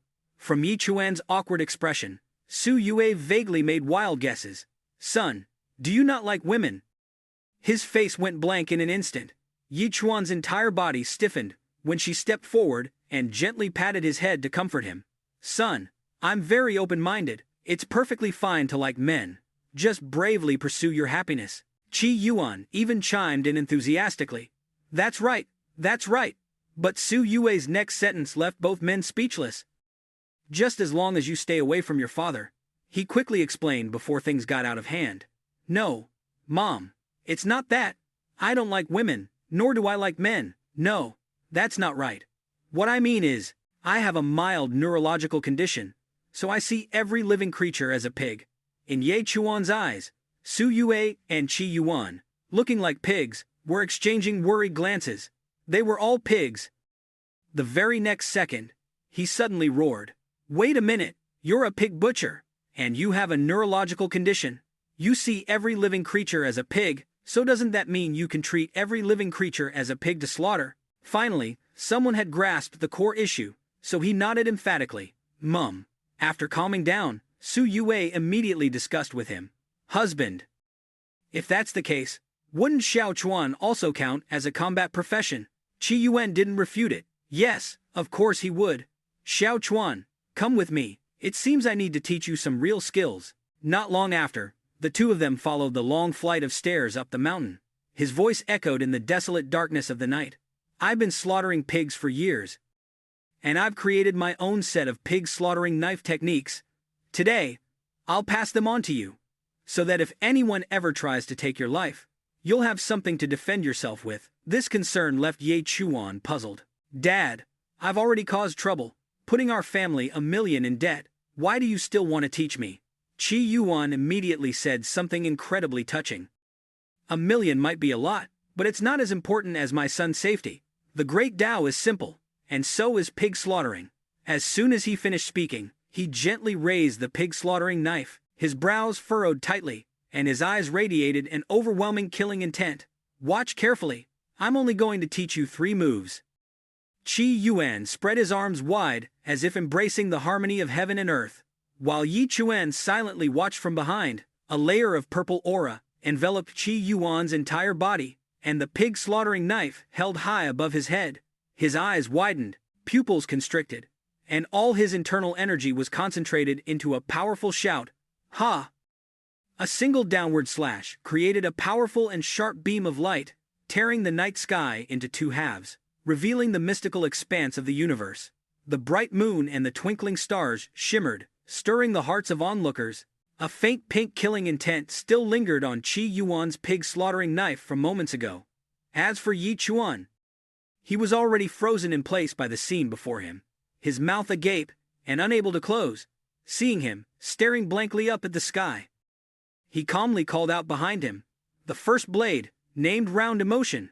In an instant, Qi Yuan, holding the butcher knife, leaped high into the air, his gaze fixed firmly on the moon as his target. His hand decisively slashed through the air, creating an incredibly beautiful blue stream of energy. The entire massive moon was split into 2 halves in an instant. That move was Govern Moon. Yi Chuan was enlightened once again, his mouth unconsciously uttering an exclamation. Dad, how did you do that? This is too absurd. On the other side, Qi Yuan landed in an extremely cool manner and calmly explained. It's just that the surrounding space was distorted, causing your vision to overlap. He cast a sharp glance at Yi Chuan, while preparing to introduce the final technique. The third blade, named Devour Sun. Qi Yuan's eyes seemed to spark with fire, as he firmly gripped the butcher knife, then drew a line from bottom to top. A fierce stream of spiritual energy, like a thunderbolt, struck the nearby ground, creating a resounding sound that echoed throughout the entire space. The dazzling light made Yi Chuan raise his hand to shield his eyes, but it was useless. Dad, is this really a technique for slaughtering pigs? What kind of pig are you slaughtering? Zhu Baji. He didn't bother to explain, but only sternly instructed, don't ask so many questions, just learn it, you'll use it sooner or later. Despite trying hard, he couldn't open his eyes, but still resolutely declared, I will learn properly. Hearing this, Qi Yuan immediately changed the subject. Where is your butcher knife? Now, Yi Chuan honestly confessed, that knife was broken from being slashed. He immediately thrust his own knife into Yi Chuan's hand. For now, use Dad's knife. After firmly gripping the knife, Yi Chuan was momentarily stunned by its weight, and his entire body swayed. Afterwards, he fell flat on the grass. Yi Chuan inwardly exclaimed, "It's too heavy." After teaching the 3 moves, Qi Yuan simply turned and went down the mountain. When giving instructions, he didn't even bother to look back at the situation, only saying, "Practice well. I'm going to sleep now." Yi Chuan struggled to lift the knife, his hands trembling. He thought to himself, "Has father been using a pig slaughtering knife this heavy all this time? It's unbelievable." Finally, he was able to lift it high above his head, but his whole body trembled incessantly. With difficulty, he uttered 2 words, "Bi and Zing," but before he could execute the move, he suddenly fell face down, onto the grass, and the pig slaughtering knife flew a distance away. Nevertheless, Yi Chuan diligently tried again. Bi and Sing. Behind a nearby tree, all his actions were observed by Qi Yuan, but he decided not to step forward to help. He thought to himself, "Foolish boy, one day, you will reach the realm of Phoenix Emperor, and these 3 knife strikes can touch the heavens." Unsure how much time had passed, Yi Chuan continued to diligently practice with the heavy pig slaughtering knife. After countless attempts, this strike finally created a streak of light carrying spiritual energy. Sweat streamed down Yi Chuan's face. He paused for a moment to regulate his breathing. Only when the sun peeked from behind the mountains, and the sky was faintly lit by dawn, did Yi Chuan lie down on the grass to rest. Not long after, he suddenly sat up, immediately grabbing the pig slaughtering knife. The image of Qi Yuan, fawning beside Liu Xing, flashed in his mind, igniting hatred within him. His anger immediately erupted. Yi Chuan raised the knife high and roared like thunder, "Bi and Zing." This strike carried terrifying power, plowing a long furrow into the ground. The resounding sound caused birds in the forest to scatter and fly far away. Lingering wisps of spiritual energy still swirled around him. Even he himself couldn't believe the power he had just unleashed. Nevertheless, a satisfied smile remained on his face, drenched in the sweat of his efforts. Yi Chuan, utterly exhausted, collapsed unconscious. The ground in front of him was churned up and uneven, several layers deep. The system panel quickly updated his achievements. He had leveled up to apprentice rank 9, and his strength, agility, and spirit had all increased to 55. His professional skill, Blood Shadow Butcher, increased to level 2, and he also learned a new skill called Yuan Jing. Not long after, in the quiet room, only the rhythmic beeping of medical equipment could be heard. A pristine white blanket covered Yi Chuan up to his neck. It was unclear how long he had been unconscious. Meanwhile, Su Yue looked extremely worried as she inquired about the test results. "Doctor, is my son all right?" Opposite her, 2 men held documents in her hand while glancing at the computer screen. "He's fine, just fainted from exhaustion. He probably engaged in intense exercise all night last night." The answer made her face darken, an ominous aura of killing intent radiating from her. As a father, how could you bear to train your son to this extent? "We'll see how I deal with you." As for her, with her cheeks flushed, she pushed up her glasses, trying to appear normal, and continued reading the results. Considering the amount of lactic acid accumulated in his body, it seems that throughout the entire evening, he did 1,000 sit-ups, 1,000 push-ups, and 1,000 squats, and, by the way, he also ran 100 kilometers. Su Yue couldn't even believe the things 2 men had just listed. "Doctor, you're not joking with me, are you? Are these things that a human can complete in a single evening?" Behind her thin glasses, a mischievous glint appeared in her eyes. "An ordinary person probably couldn't do this, but given the mental state of your son, Yi Chuan, I find it very reasonable."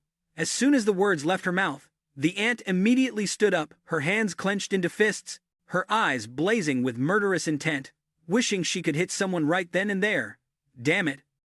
I have to go home and beat his father, until even his own mother wouldn't recognize him. My child has suffered too much." So, Su Yue quickly left, slamming the door shut in anger. The other woman, seeing this, was quite startled, but that wasn't enough to make 2 men abandon her wicked intentions.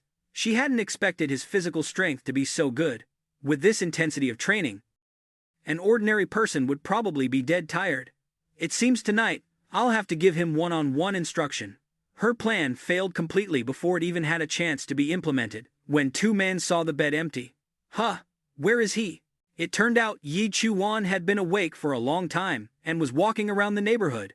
It seems that move consumes too much energy, so don't use it casually unless absolutely necessary. Suddenly remembering something important, he stopped short and unconsciously exclaimed, "That's right, today I can go find Master Tai Shin to get the blade." Before long, Yi Chuan arrived at a rather large workshop in the city. The sign, Tai Shin Forging, was hung right above the entrance. Where he stood, Master Tai Shin was working. And hearing a sound, he looked in that direction. He took the initiative to speak. "Are you Ye Chuan?" Standing opposite him, he replied simply, "Yes." Tai Shin seemed a bit annoyed at being made to work overtime. "Uncle Zhao already told me. Last night, I stayed up all night to forge the blade you wanted. I heard you're just a pig butcher, aren't you? I didn't expect the chef family to spend such a large sum of money for a pig butcher to have me urgently forge a blade.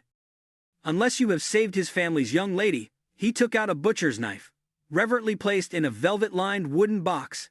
He said nothing, simply reaching out his hand to take it, then quickly retracting it before the lid snapped shut on him, as Tai Shin suddenly closed it.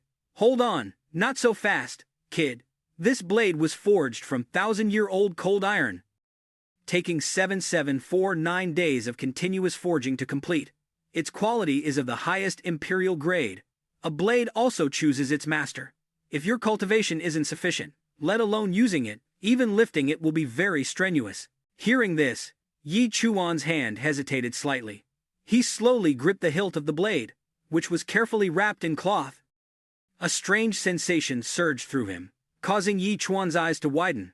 He gently flipped the blade upwards, startling Tai Shin as it nearly struck him. He intently gazed at the sharp and gleaming blade, carefully assessing it in his mind. Much lighter than father's blade. Even Tai Shin hadn't anticipated this, exclaiming, "It lifts so easily." Yi Chuan's gaze did not leave the blade as he calmly asked, "What is this blade called?" Tai Shin's attitude seemed to have changed, his words now more subtle than before. "It hasn't been named yet. It belongs to you, of course. You must bestow a name upon it." He found this reasonable and took the opportunity to appreciate Xia Bei Hai's generosity. The Xia family is indeed generous. "All right, I've decided to call this blade the Dragon-Slaying Blade." The name was so ordinary that he spat out the water in his mouth in shock, feeling it didn't match the effort and value put into creating the blade. Tai Shin sternly commented, intending to make Yi Chuan change his mind. "That name is too ordinary." But perhaps he didn't pay it any mind, now that he had the blade. The next step was to go out and hunt monsters for some money. The scenery outside was a bit gloomy at this moment. The city walls stood silently, before rows of withered trees. Yi Chuan tucked the dragon-slaying saber behind his waist, and began to scheme big plans in his heart. The most important thing was that if he could advance to the first stage of the Path Ascension realm, he would have a chance to deal with Liu Qing. As he passed by the two men, he happened to overhear a disturbing conversation. "Damn it, I don't know what's going on lately. There are a lot more foreign races and fierce beasts around here, and they attack people like crazy whenever they see them. It's really strange." "Exactly. I passed by an armored earth ox, which is usually harmless, but today, it chased me for 10 miles. It was terrifying." Hearing about the monsters, a cruel glint flashed in Yi Chuan's eyes. "Excellent. Now there's something to kill." The dense, gloomy forest, enveloped by darkness and moisture, created a strange, mysterious, and suffocating atmosphere. In a place where only the rustling of the wind echoed, a foot gently stopped in an open space. Yi Chuan's eyes cautiously glanced behind him. For the higher his spiritual power, the stronger his perceptive ability. Yet, there was no trace of panic in his eyes. He merely stood lost in thought, staring straight ahead. At that very moment, a sword carrying a chilling killing intent shot forth. Reacting in an instant, Yi Chuan subtly tilted his body to dodge, the sword tip grazing past his shoulder. From the dark night, 3 figures slowly emerged with arrogance, drawing his attention and making him turn to look. The first person was Hu Peng, who spoke mockingly. "Did you just get lucky and avoid my sneak attack?" Zhe Hao immediately added, "Brother Liu Qing guessed correctly. This kid really dared to leave the city, and seems to be preparing to abandon his parents and flee." "Ha ha, you piece of trash." Lei Jun also spoke softly, his tone cold. "We've been waiting for you for days. Big Brother Liu Xing ordered that as soon as you dare to leave the city, we'll cut off your tendons and bring them back." At that moment, the dragon-slaying blade was summoned by Yi Chuan, and the system panel displayed a notification. "The pig slaughtering knife has been selected, and the divine wind blade has taken effect. If this knife is used to kill a pig, 3 free attribute points will be gained." Staring at the information panel, he quietly thought to himself, "Oh, the attributes gained are 3 times what they were before. A good blade truly makes a difference." Holding the knife in his hand, he calmly introduced his item. "Let me show you something good.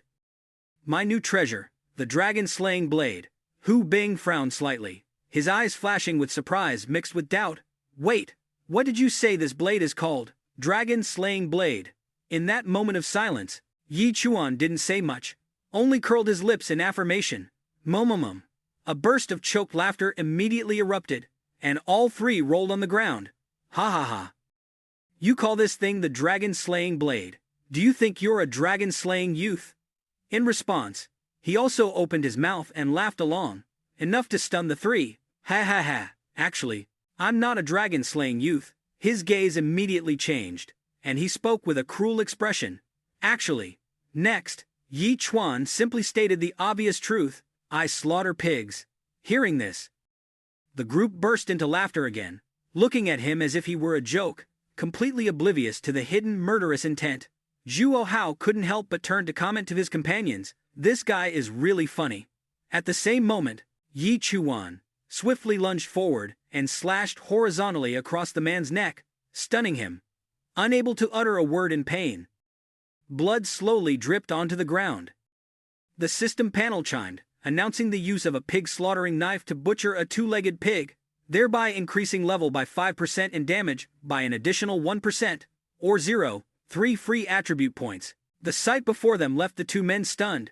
Lei Jun stammered, He's dead. What happened? Did you see clearly?" The only reply was Hu Peng's sudden dash. He cried out in alarm, "Hey, damn it! No loyalty." No sooner had he finished speaking than the blade instantly shot forth.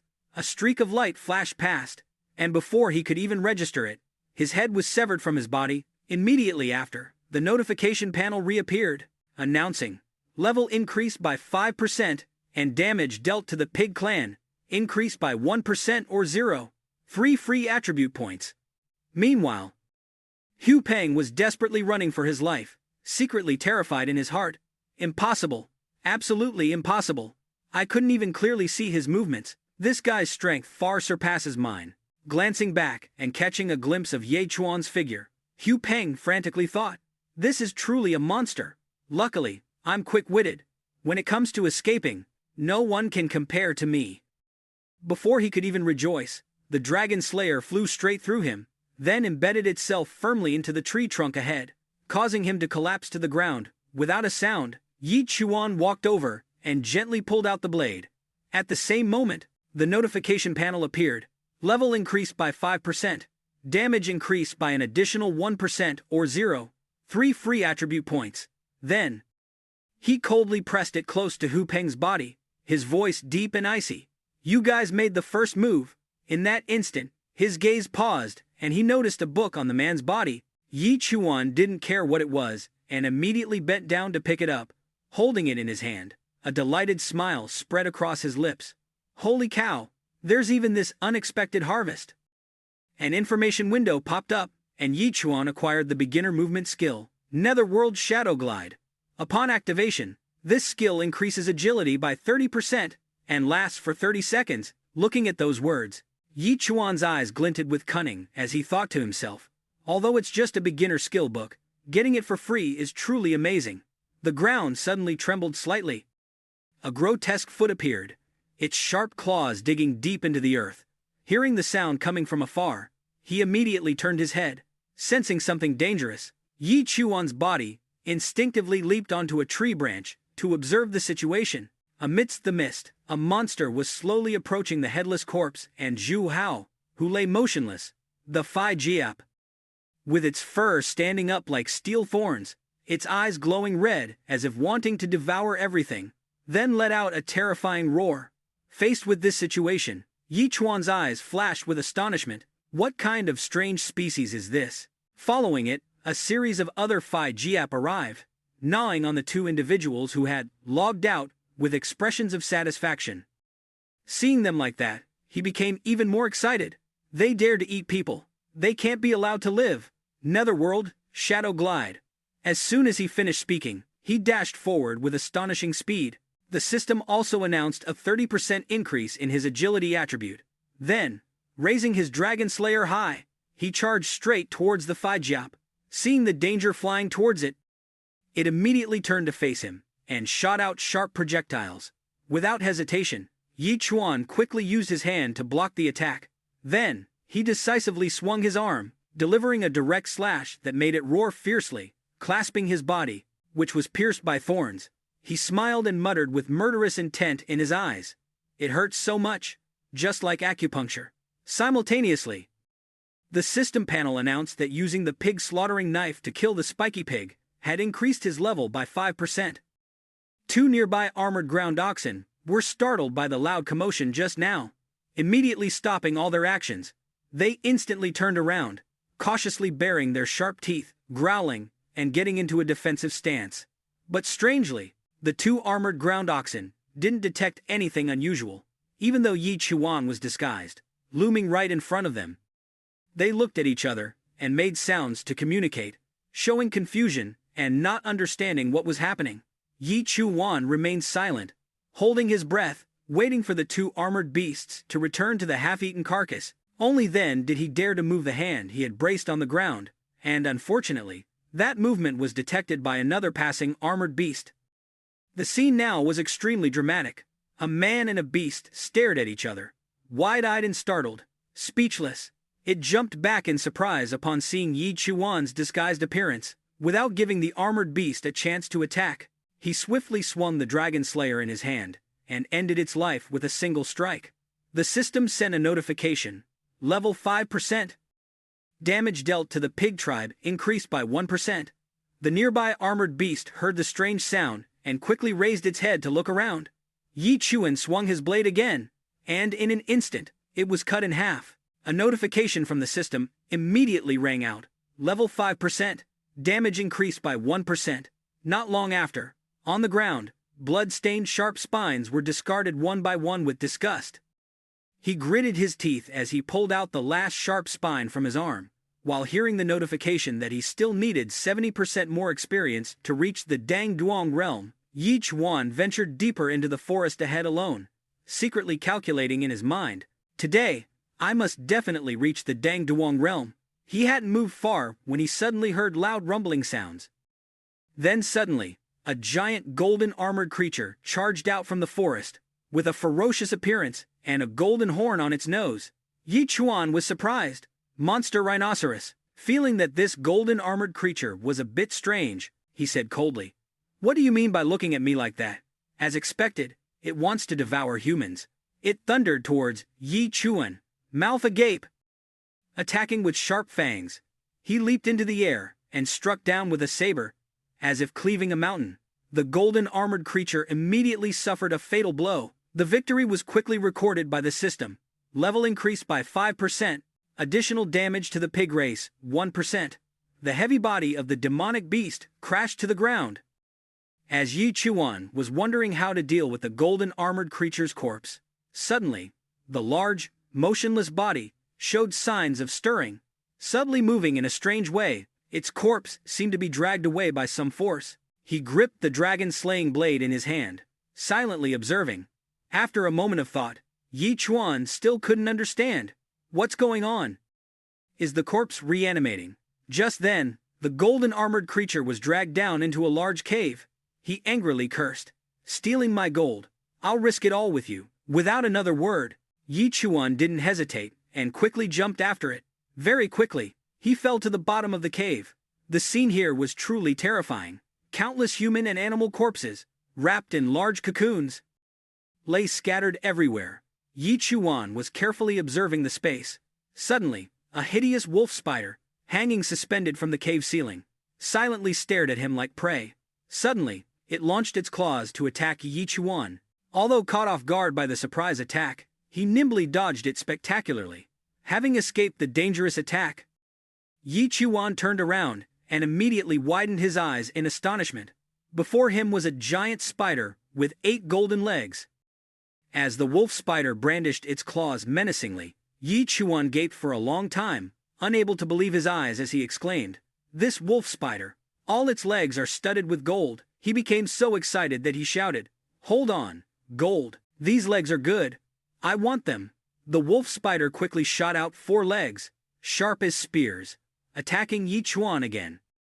The dragon-slaying saber in his hand danced wildly like a storm, blocking the attack. The clanging sounds of impact echoed throughout the space. While the two sides were locked in a struggle, the wolf spider suddenly opened its mouth and spat out silk, immediately binding Yi Chuan tightly. Seizing the opportunity, it stabbed him once in the thigh, the gruesome sound of flesh being torn echoing. Yi Chuan only managed a pathetic "ah" before collapsing face down, foaming at the mouth. As it approached, opening its mouth wide to swallow him, the system promptly warned, "Poisoned, analyzing toxicity. The wolf spider's venom will cause human nerves to become chaotic, leading to madness." Although his body was restrained by the spider silk, Yi Chuan still struggled. Not long after, a small section of the binding silk snapped. He sprang up, roaring loudly, "Ah! Ah! Ah!" Utilizing the venom that drove him into a frenzy, he easily tore through the binding silk. The wolf spider was startled and terrified to see Yi Chuan, poisoned yet as strong as a malevolent deity. Not giving it another chance to take the initiative, he swung the dragon-slaying saber in a preemptive strike. His body extremely agile, delivering decisive blows, Yi Chuan's current state was terrifyingly frenzied. Perhaps because the venom made his attacks as powerful as a divine strike, the wolf spider was hit by successive blows, its body tumbling, now only able to use its golden legs to try and defend itself. After a period of fighting, it lay dazed and limp, unable to move for a moment. Realizing it was gradually losing ground, the wolf spider turned to flee, but Yi Chuan, in his chaotic state, firmly grabbed the fatal silk thread on its abdomen and pulled it back. He powerfully swung the dragon-slaying blade in his hand before the horrified, helpless demon beast. Without a moment's hesitation, Yi Chuan gathered all his strength and brought the blade down, splitting the giant body of the wolf spider in two. Because of the poison, his eyes were now bloodshot and looked extremely grotesque. His facial muscles contorted as he let out terrifying screams. After going mad, Yi Chuan collapsed unconscious to the ground. The system sent a notification. Rank: First Stage Ascended Realm. Strength: increased by 100. Agility increased by 100. Spirit increased by 100. An hour later, looking at the food being grilled over the fire, his voice rang out full of confusion. "Did I level up? What's going on?" Sitting next to the pile of spoils, Yi Chuan looked at the previous notification and sighed. "Why do I feel so tired?" He used a skewer to pick up a piece of food but didn't put it in his mouth immediately, absent-mindedly wondering, "After I woke up, I didn't expect this spider to have committed suicide next to me. How miraculous!" As Yi Chuan was lost in thought, Zhao Ji suddenly appeared from nowhere, swaying gracefully. "Young lad, that smells delicious. Could you share some with me?" Zhao Ji stared at Yi Chuan with powerful, glowing pink eyes, exuding danger and mystery. "Any man who looks directly at me must submit to me, obediently become my dog." But he didn't care. He just continued eating, turned to look at Zhao Ji, and calmly replied, "If you want to eat, go hunt a monster yourself. This little bit of meat isn't even enough for me." She suddenly realized something was wrong, and was surprised. What's going on?" Under his gaze, her face had transformed into a grotesque pig's head, as she muttered, "Why doesn't it work on him?" Yi Chuan glanced at her with a hint of confusion. Why did horns grow out? Not giving up easily, Zhao Ji pondered for a moment, then smiled meaningfully. "Young lad, you don't have to feed me, but I want to ask you something." He had just popped 2 skewers of meat into his mouth when he spoke up. "What is it?" Immediately, her eyes turned cold and angry. "Have you seen a blood crystal twin flower plant nearby? That's something I've nurtured for several years, and my pet was also killed." Her face full of suspicion, she leaned close to him. "Do you know who did it?" Yi Chuan choked. Startled, he remembered. Wasn't that his doing? Yao Ji moved closer, stared at him, and gently asked, "It wasn't you, was it?" He waved his hands while defensively laughing. "Not me, not me, ha." Seeing this, she was a little suspicious, her eyes still full of murderous intent. To escape blame. He decided to blame everything on someone he hated. "I know. That flower was dug up by an evil person named Liu Xing. He also destroyed your adorable little snake.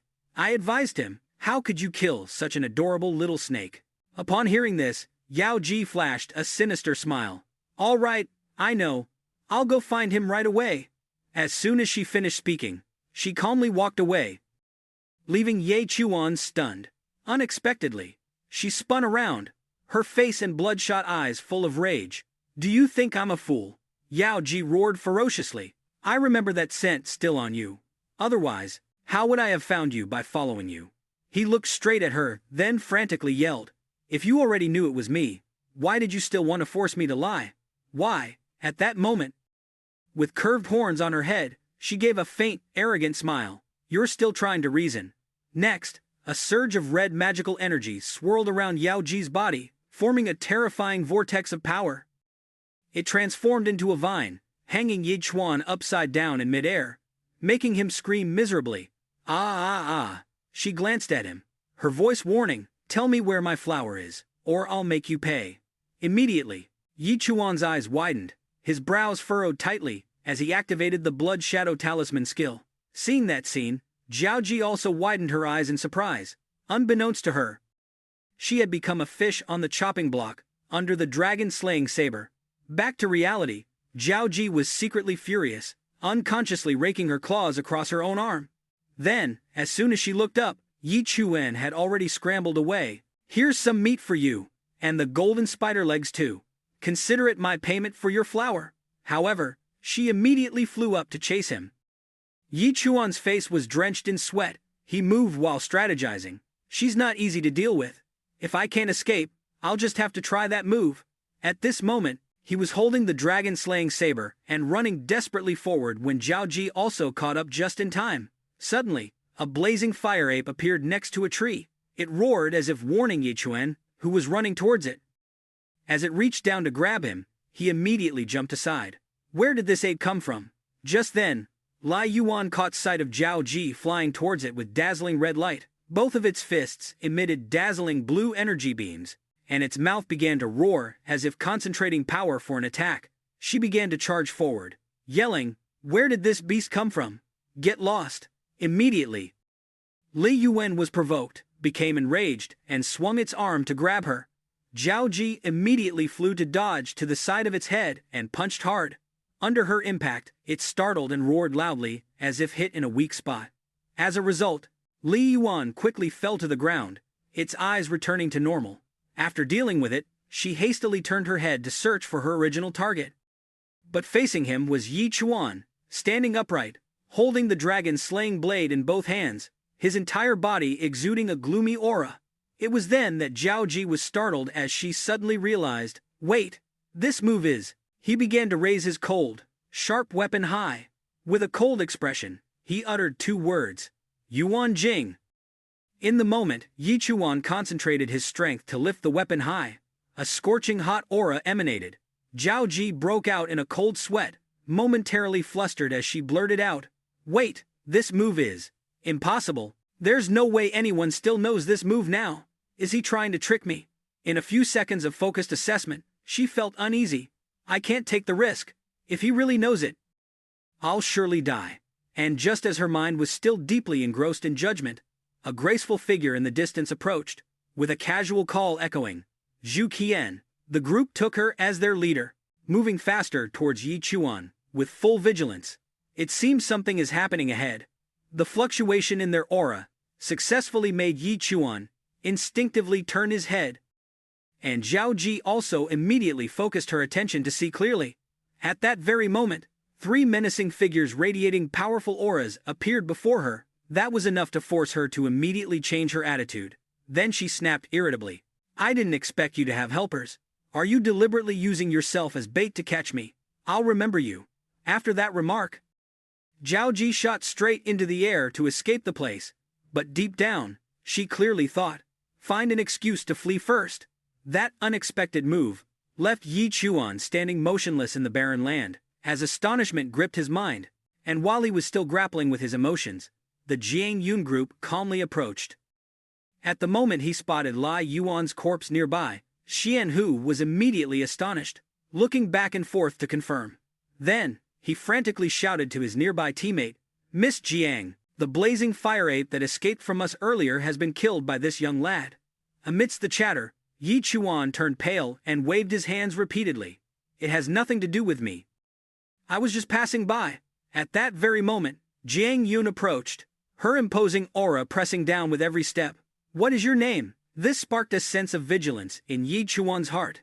It seemed she wanted to extort him. The key was that in this situation, no matter how he explained, no one would believe him. With every tense heartbeat, he introduced himself while trying to defend. "My name is Yi Chuan. Please listen to my explanation. This really..." However, contrary to his pessimistic prediction, Jiang Yun solemnly took his hand. "Yi Chuan, I invite you to join our Nine Heavens Alliance." A pig's trotters appeared in Yi Chuan's vision, making him shiver slightly.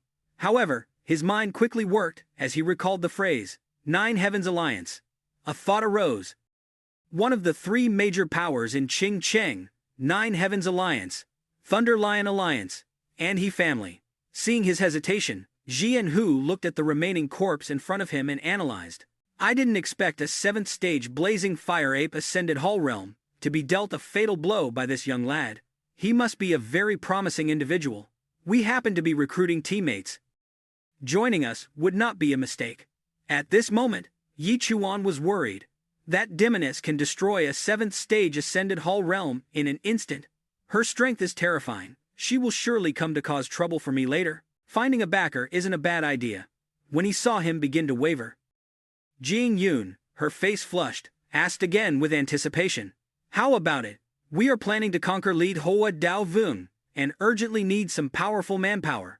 Yi Chuan, bewildered, asked, "Who is Lead Hoa Dao Vung?" This made Jiang Yun momentarily suspicious. Someone of her combat-oriented profession shouldn't be unaware of who Liat Hoa Dao Vung was. But she quickly brushed aside her confusion and slowly explained. "The job transfer realms are divided into Apprentice Realm, Ascended Hall Realm, Master Realm, Grandmaster Realm. Each realm is further divided into 9 minor stages, and breaking through the 9th stage Grandmaster Realm allows one to become a king. Liat Hoa Dao Vung is a king of the Enfafment King Realm." Hearing that, Yi Chuan nodded with a hint of curiosity in his eyes. "So that's it. What are the benefits of defeating him?"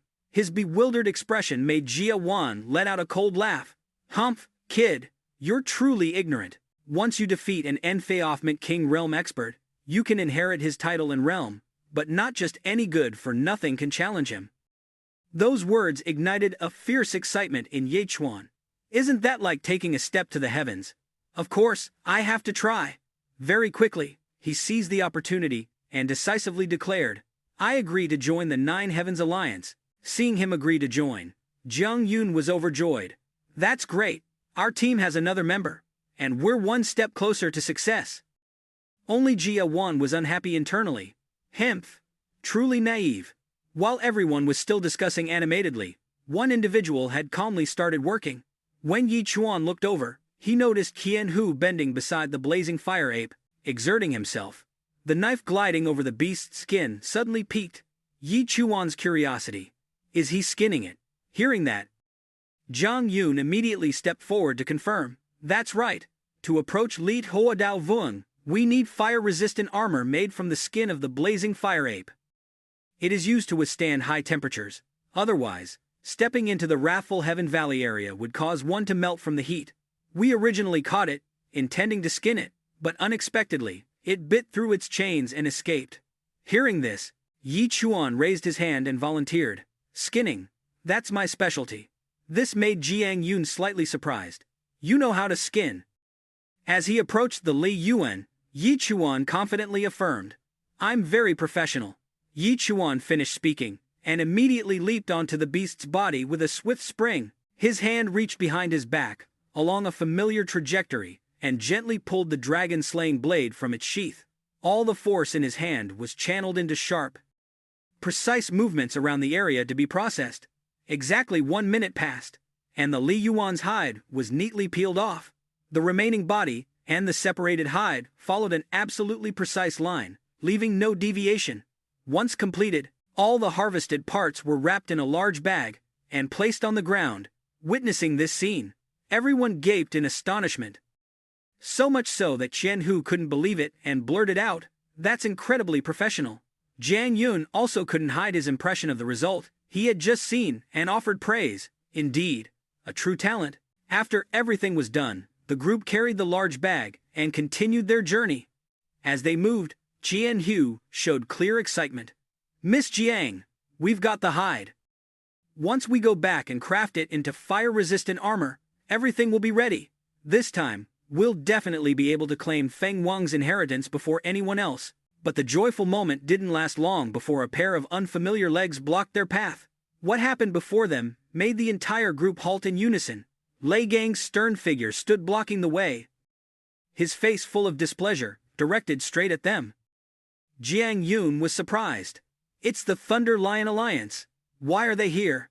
He smirked with his subordinates, exuding an intimidating aura. "Miss Jiang, could you hand over the blazing fire ape to us?"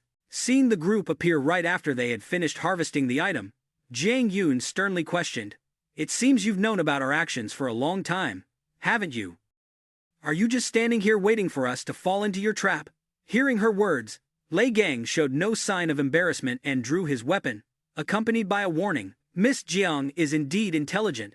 I'm sure you also know what the consequences will be if you don't hand it over, don't you?" Faced with such arrogance, Xian Hu gripped his hammer tightly and declared boldly, "Go ahead and try. My iron hammer has no eyes." In this tense situation, Jia Wan proposed a solution. "To be safe, give the blazing fire ape's hide to me. I'll go back and call for reinforcements." Hearing his teammates say that, one of them immediately threw the bag to Jia Wan out of trust. Catch! Before Jia Wan could even lay a finger on the item, Yi Chuan lunged forward and swiftly snatched it decisively. Immediately, Jia Wan, unable to react in time, let out an angry shout. "What are you doing? Give it to me now!" But Yi Chuan maintained a firm attitude, resolutely refusing every word. "I'm the one who skinned this. Naturally, I should be the one to hold it to ensure its safety." That resolute stance made Jia Wan grind his teeth in frustration, trying to speak. "You..." Before he could finish, Jiang Yun cut him off. Jia Wan, seeing the scene before him, Lei Gang smirked, a mocking smile playing on his face. "It seems your Nine Heavens Alliance isn't united at all." That successfully sowed a seed of doubt in Jiang Yun towards Jia Wan. At this moment, the first thing she thought of was the blazing fire ape's hide. After a moment of weighing, she drew a conclusion and questioned aloud, "Jia Wan, how dare you betray the Nine Heavens Alliance?" Questioned by his comrade, he immediately retorted by pointing at Yi Chuan. "Miss Jiang, why do you suspect me, and not that newcomer?" Looking at Yi Chuan's still bewildered face, he emphasized each word. "Doesn't this guy look like a traitor?" At that very moment, Qian Hu erupted with an oppressive aura, raising his weapon high and shouting, "Traitor!" Jia Wan no longer bothered to hide anything. "Hamph, I don't like the unladylike demeanor of a young miss like you." He leaned back, dodging the incoming attack, and continued to speak. "If a man is not for himself, heaven and earth will destroy him. The people from the Thunder Lion Alliance promised me several times the reward, but this scoundrel ruined everything." Not stopping there, he sprang towards Lei Gang and exchanged in a low voice, "Lord Lei, we almost got it. It seems now we can only resort to forceful means." At that very moment, Qian Hu burst forth, charging straight ahead, his shout blending with the wind. "Jia Wan, you know what methods I'll use against a traitor." The sudden approach made him falter for a moment, yet he still tried to maintain his arrogant demeanor. "Humph, you fools, with my speed, you won't be able to touch me." No sooner had he finished speaking than Lei Gang swept his weapon horizontally, easily deflecting Qian Hu's axe to the side. Then, he flashed an evil smile as he ordered his subordinates, "Go quickly and eliminate that kid, and retrieve it for me." As for Qian Hu, still pale-faced, he hadn't yet recovered from the shock. He looked directly at the man, bewildered and suspicious. You've broken through to the second stage Grandmaster realm. The words hung heavy in the air. But Lei Gang didn't answer directly, instead, emphasizing another point. To deal with the Nine Heavens Alliance, we came prepared. Today, none of you will leave. With that, he launched himself forward, charging towards his opponent with the speed and power of an arrow. Qianhu dared not be careless, immediately tensing his body and combining precise reflexes to block the attack. Under that pressure, he strained with all his might, his eyes wide, then took a deep breath. Ha ha. Next, he put all his strength into his shove, pushing his opponent away. After observing the match, Jia Wan secretly drew the sword hidden behind his back. Without a word, he darted towards Yi Chuan with surprising speed, but just as he got close, Jia Wan suddenly leaped high into the air. In that very moment, Jiang Yun unleashed a sound wave attack, forcing him to skillfully dodge. As soon as he landed next to his teammate, Jia Wan hastily urged, "Quickly stop her, don't let her play her instrument." The two thugs exchanged sinister glances, as if they had tacitly agreed on their intention beforehand, then simultaneously unleashed fierce attacks directly at Jiang Yun's position. Unable to remain still before the surging killing intent, she immediately plucked the strings of her instrument forcefully, thereby creating a dense wave of force to block the storm-like onslaught of attacks. Nevertheless, an unquenchable unease rose within her. This is bad. Yi Chuan is only a newcomer, at the first stage of the Ascended Realm. He cannot be a match for Jia Wan, who is at the fifth stage of the Ascended Realm. While she was still struggling to maintain her defense, Jia Wan seized the opening and darted towards him once more. Ha ha ha ha! To find such a good-for-nothing as an assistant, Miss Jiang, you will pay the price for your foolishness. Realizing she would be unable to intervene in time, she let out a scream that tore through her breath.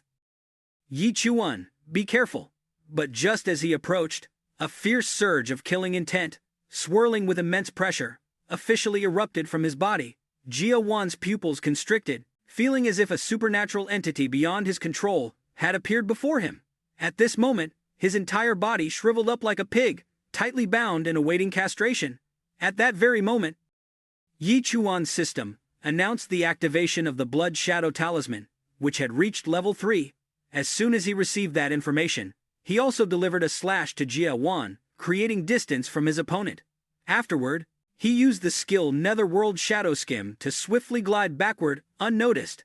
Attacked by someone he looked down upon, he angrily turned his head. You brat! You want to play a speed game with me? You're still too green. Can you even touch me? But just as he was about to strike, Yi Chuan pulled out a pouch containing spirit orbs as a shield, forcing him to halt. This cannot be damaged. While Jia Wan was distracted, a sharp streak of light sliced his leg in two. Clutching his injured limb, he shrieked miserably. You mongrel! You dare to play dirty tricks! Ignoring his opponent's pain, Yi Chuan placed his hand on Jia Wan's face and smirked. I touched you. Witnessing the scene that had just unfolded, Jiang Yun secretly grew suspicious.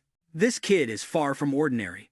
Can someone at the first stage of Path Realm really defeat an opponent with a much higher cultivation realm? Unless his profession is a god-tier combat profession.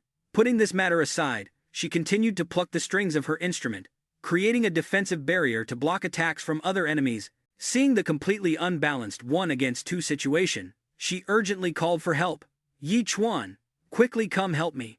But he didn't respond, merely tilting his head and glancing toward the other side. Over there, Qianhu was struggling to fend off Lei Gang's attacks. The moment Lei Gang's sword touched Qianhu's weapon, an electric current immediately surged, causing him to convulse in pain. Qianhu cried out in agony. Observing the entire scene, Yi Chuan began to strategize. To catch the bandits, one must first catch their leader. Now, I must deal with the leader of the Thunder Lion Alliance first. Suddenly, a loud clang echoed, as a metal weapon struck the solid ground of the area, creating reverberations that spread everywhere. It turned out that Qianhu had just taken the full force of a fierce blow from Lei Gang. Now, though on the verge of collapse, he still stood firm with resilience. Facing the stubborn opponent before him, Lei Gang, with a darkened face, emphasized each word. The disparity of the Grandmaster realm. First stage is vast, a difference of 1,000 miles. You are no match for me. Within my Thunder Electric Net domain, Your body will gradually go numb until you can no longer move. As the sharp steel blade and piercing voice, belonging solely to the man standing close, pressed in, panic was clearly visible on Qianhu's face. Lei Gang said, "Go down there and join your comrades." Unexpectedly, before Lei Gang could even make a move, Yi Chuan appeared behind him, obstructing him. Yi Chuan said, "Hey, we've arrived." This successfully made him sweat profusely, his pupils intensely constricted, without wasting any time. Lei Gang had to face Yi Chuan's eyes, which were activating the Blood Shadow Butcher skill. Having just electrocuted Qianhu, Lei Gang now had to endure the sensation of sizzling burnt pork from Yi Chuan, but in the very next second, he decisively harmed himself to gain a chance to awaken from the illusion. What a pity that Yi Chuan had no intention of letting his opponent go with his powerful dragon-slaying blade. Although Lei Gang managed to block the blade that almost took his life, he couldn't help but grit his teeth in panic. This kid is only at the equal hall realm, yet he can affect me. Unless he possesses god-tier skills, based on a few disadvantageous engagements, he silently and firmly decided that this person absolutely could not be spared. Just then, Qianhu, who was beside him, having just recovered from the attack, urgently urged, "Run! You're no match for him. The difference in cultivation realms is too vast." Lei Gang clenched his fist, and with a cold snort, sent the obstruction flying. There's no escaping now. Not stopping there, he even used his leg to create distance between them. Just moments later, Yi Chuan was directly scraped along the hard ground. Although he had just suffered a loss at his hands, Lei Gang remained arrogant, disdainfully stating, "What kind of realm do you have to dare fight me? This kick is enough to take your life." But Yi Chuan was no ordinary person, as he was an awakened god-tier class changer. Qianhu, unaware of this, gripped his hammer tightly.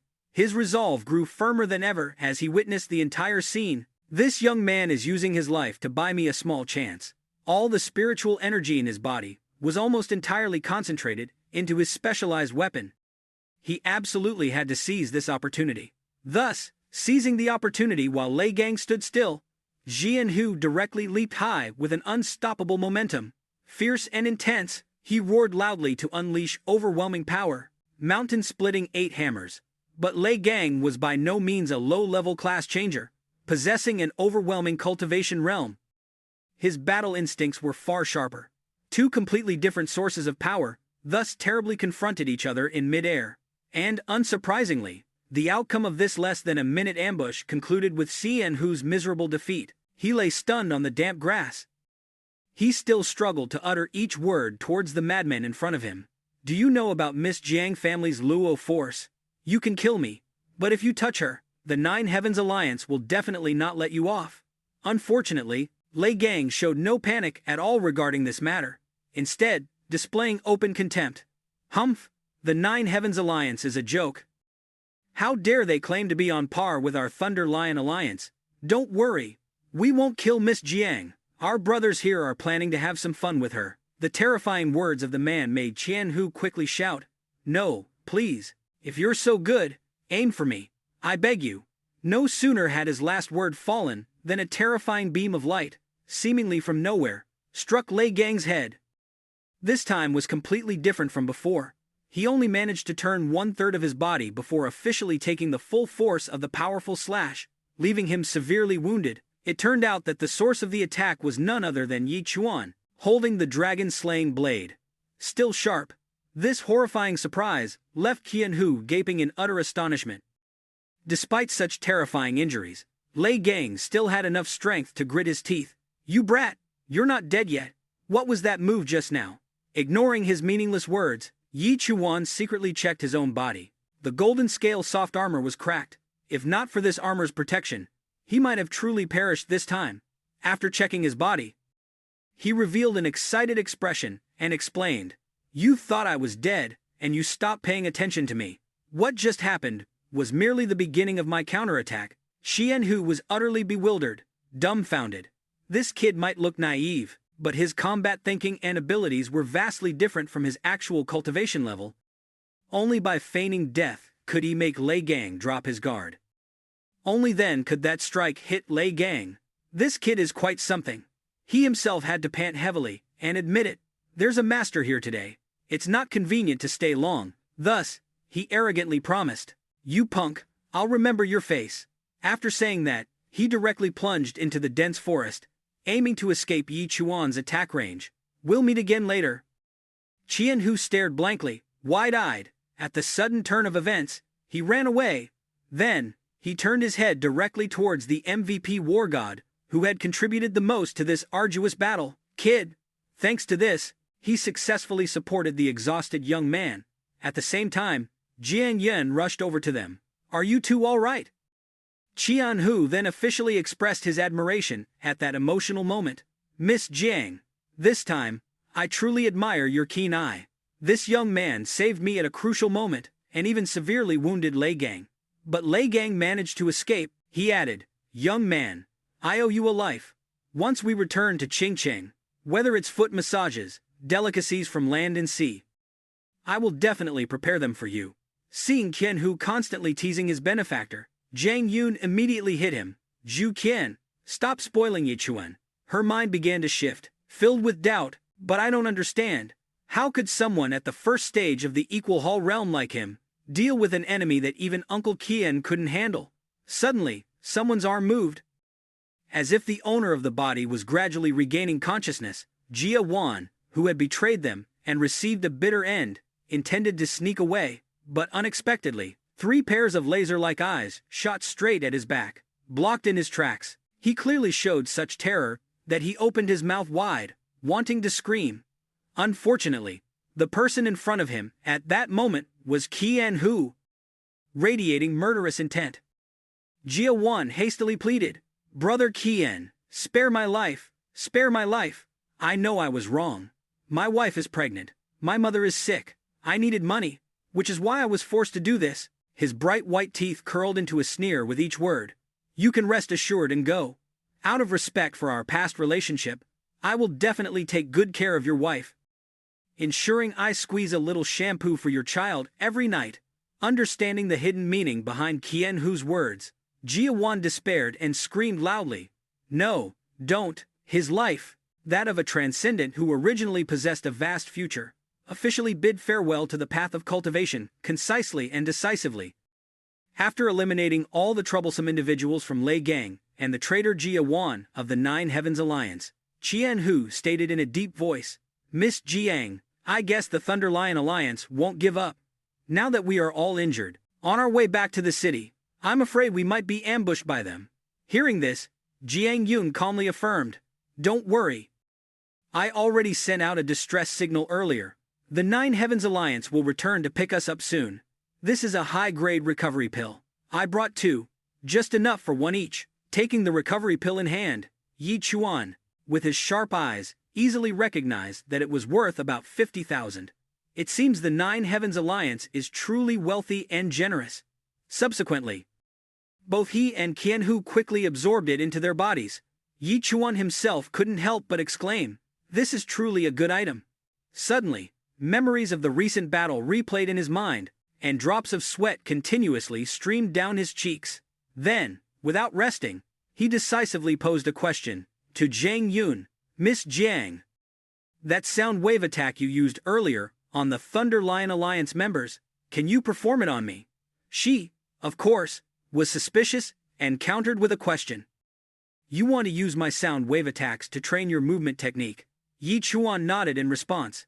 The information processor in his mind constantly working, Netherworld Force Shadow technique was a skill obtained from a scroll, and its mastery could only be improved through continuous practice. This was also his only movement technique at the moment. If he encountered a true master and couldn't keep up with their speed, he would be at a disadvantage. He had to find a way to upgrade this move. Jiang Yun let out a gentle smile, but his words were blunt and decisive as he reminded, Yi Chuan, you truly helped me a great deal just now, but my realm is much higher than yours. If you're careless, you could get injured. However, Yi Chuan clearly had no intention of backing down. He directly lifted his foot to increase friction with the ground. His small, millet-sized pupils showed extraordinary perseverance, enough for Zhang Yun to enthusiastically accept the request. Are you ready? Qianhu, witnessing the entire scene, did not intervene. This is good. It's a perfect opportunity to test this kid's true strength. The ability he displayed just now is probably a god-tier ability. Without wasting any time, Jiang Yun's slender fingers powerfully glided across the tightly strung strings of the zither. In an instant, violent sound waves shot straight forward, without the slightest hesitation or doubt. Of course, the target was none other than Ye Chuan, who had made the request. Just as the sharp energy blade was about to reach him, Ye Chuan's pupils flared with a crimson light from the Netherworld Force shadow technique. He successfully pushed his motor nerves to react with such agility and speed that he easily dodged with a gasp. As if that wasn't enough, Ye Chuan even strained himself and urged, "More! I'm still fine." This was enough to make Jiang Yun furious, his expression changing as he gritted his teeth. Sound waves are my unique ability. If he couldn't even handle the second tier of the party hall realm, as the last word fell, a barrage of spiritual energy materialized, fiercely hurtling towards him like falling rain. Ye Chuan's power seemed concentrated in his legs, and with light, agile movements, he swiftly dealt with all the seemingly unavoidable attacks. In the end, he executed an incredibly skillful ground slide, with unbelievable ease. At that moment, Jiang Yun's eyes blazed with a sharp light, brimming with a fierce will to win. No longer the easily dodged crescent shapes from before. A torrent of sonic energy blades surged forward, like falling grains of sand in a desert, leaving no room to evade. Observing the scene from the outside, Jianhu clenched his teeth in tension, realizing that Miss Jiang was truly serious. If she accidentally eliminated Ye Chuan, it would be truly difficult to resolve. But Ye Chuan was no ordinary person. The spiritual energy around him surged intensely, second to none. Ye Chuan's steady voice also rang out precisely with each graceful movement. 1, 2, 3. To Jiang Yun's astonished dismay, he calmly continued. 7, 8, 9. What was even more terrifying happened immediately after, as his entire body suddenly transformed into a crimson, blood-red aura. 13, 14. Not stopping there, as he advanced, Ye Chuan displayed perfect exhilaration. 17, 18, 19. Next, his foot stomped firmly and precisely onto the hard ground, as if drawing power from a solid pillar. He didn't bother to change direction to evade, but instead faced it head-on. The dragon-slaying blade, always sheathed at his waist, was instantly gripped by Ye Chuan at maximum speed. His taut face at that moment revealed a single objective: to use his weapon to block the final and most powerful attack. Because Jiang Yun had poured a considerable amount of effort into this sound wave, it was understandable that he was pushed back a certain distance. Even though the friction was so intense that it produced thick white smoke, it didn't make Ye Chuan budge an inch. In fact, Ye Chuan was even more excited than when he fought Lei Gang earlier. Yes, this was the feeling. Immediately after, the system announced that Netherworld Shadow Skim had leveled up to level 2, and upon activation, it would increase agility by 40% for 1 minute, being easily blocked by a lower-ranked youth in his most confident attacks. Jiang Yun finally became so furious that he disregarded all decorum. Once again, Xianhu rushed over to intervene. "That's enough, Miss Jiang. It's just cultivation. Don't take it so seriously. Our people have arrived." Just then, a voice belonging to the name in his mouth rang out. "Miss Jiang." These were the members of the Nine Heavens Alliance summoned by Jiang Yun. Bowing respectfully, "We apologize for our delay." She officially regained her composure, closing her eyes and replying, "It's all right. Perhaps the Thunder Lion Alliance won't dare to cause trouble for a while. Let's head back then." Xianhu decisively grabbed the entire blazing fire ape leather pouch, preparing to leave. Meanwhile, Jiang Yun didn't forget to question the youth beside her. "Ye Chuan, aren't you returning to the city with us?" His casual head scratch was her reply. "You all go ahead. I still have some things to do." Although slightly disappointed, Jiang Yun didn't insist. "All right, then be careful. After you return, I'll wait for you to register at the Nine Heavens Alliance. By then, I'll prepare a special joining gift for you." She watched the 4 figures slowly disappear from sight. Ye Chuan gently waved goodbye. He glided swiftly through the dense forest, quickly leaving the trees and plants behind.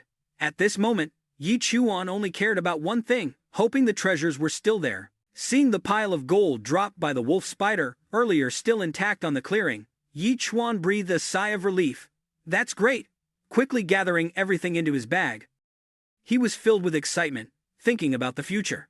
The golden scale soft armor he wore was cracked, and these golden spider legs might be exchanged for better defensive equipment, carrying them on his shoulder effortlessly. The pile of materials now felt as light as soft cotton, preparing for the upcoming cold winter. Under a cloudy sky, interspersed with gentle rays of sunlight, Yi Chuan finally returned to the city mansion, where he had lived since childhood.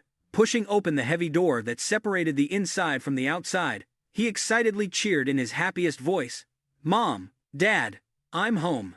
But the sight before him was so horrifying that his pupils constricted. Unbeknownst to him, the beloved home of their family of 3 was now nothing but ruins. Clear signs of a fierce battle having just taken place. The bag containing the pile of golden legs fell straight to the ground because Yi Chuan was too stunned and bewildered. Sweat streamed down from his forehead to his neck, pouring like a light rain over his body. A wave of panic mixed with despair surged into his brain, choking his throat. "Mom, Dad, where are you? What on earth happened?"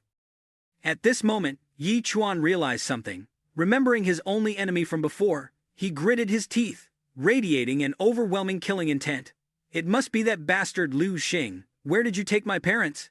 Yi Chuan officially identified the enemy who had affected his family. Yi Chuan directly proceeded to the wealthy residential area in Qingcheng. Naturally, Yi Chuan's appearance was immediately stopped by the guards. "Hey, who are you? This is the private residence of the Liu family.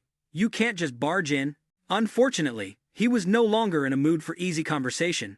Killing intent mixed with uncontrollable rage surged up to his throat. "Get out of the way."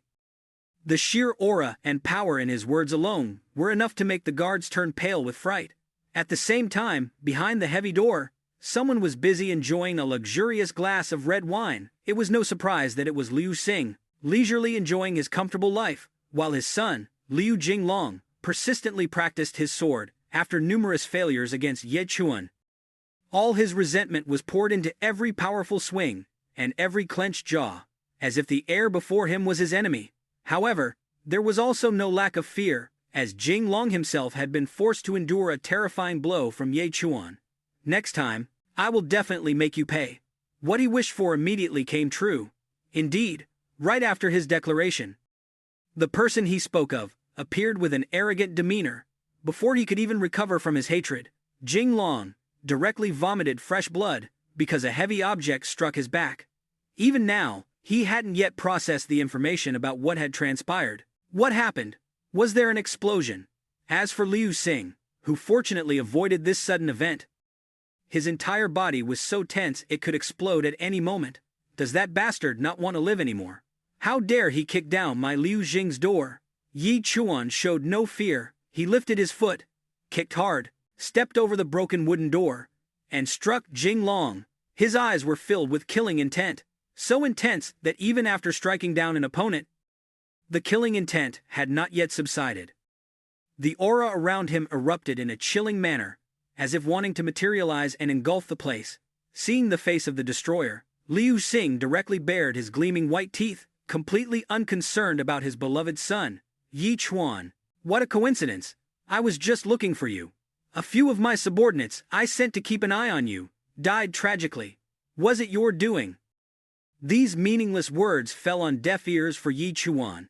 At this moment, the only thing he focused on was, "Enough talk, answer me, where are my parents?" But an arrogant person like him paid no mind, even bursting into a hearty laugh as he announced, "It's a father's fault for not teaching his son well. You made a mistake, so let your parents bear the consequences. Conveniently, today I'll eliminate you to avenge my subordinates." The conversation between the two awakened a fleeting memory in Jing Long's mind. Just now, the old man returned, his face full of fear. Could it be that the old man really captured his parents? Simultaneously, Yi Chuan entered a stance ready for a bloody decisive battle as the dragon-slaying blade was drawn. "My parents are my reverse scales. Touch them, and you will surely die." Liu Xing maintained the deep contempt etched on his repulsive face. "Just relying on you. A mere..." Unfortunately, before he could utter another word, Yi Chuan ignored everything and swung a heavy punch directly at his opponent. Although he himself was a powerful, transcendent, he couldn't prevent his body from slamming hard into the solid wall, leaving cracks.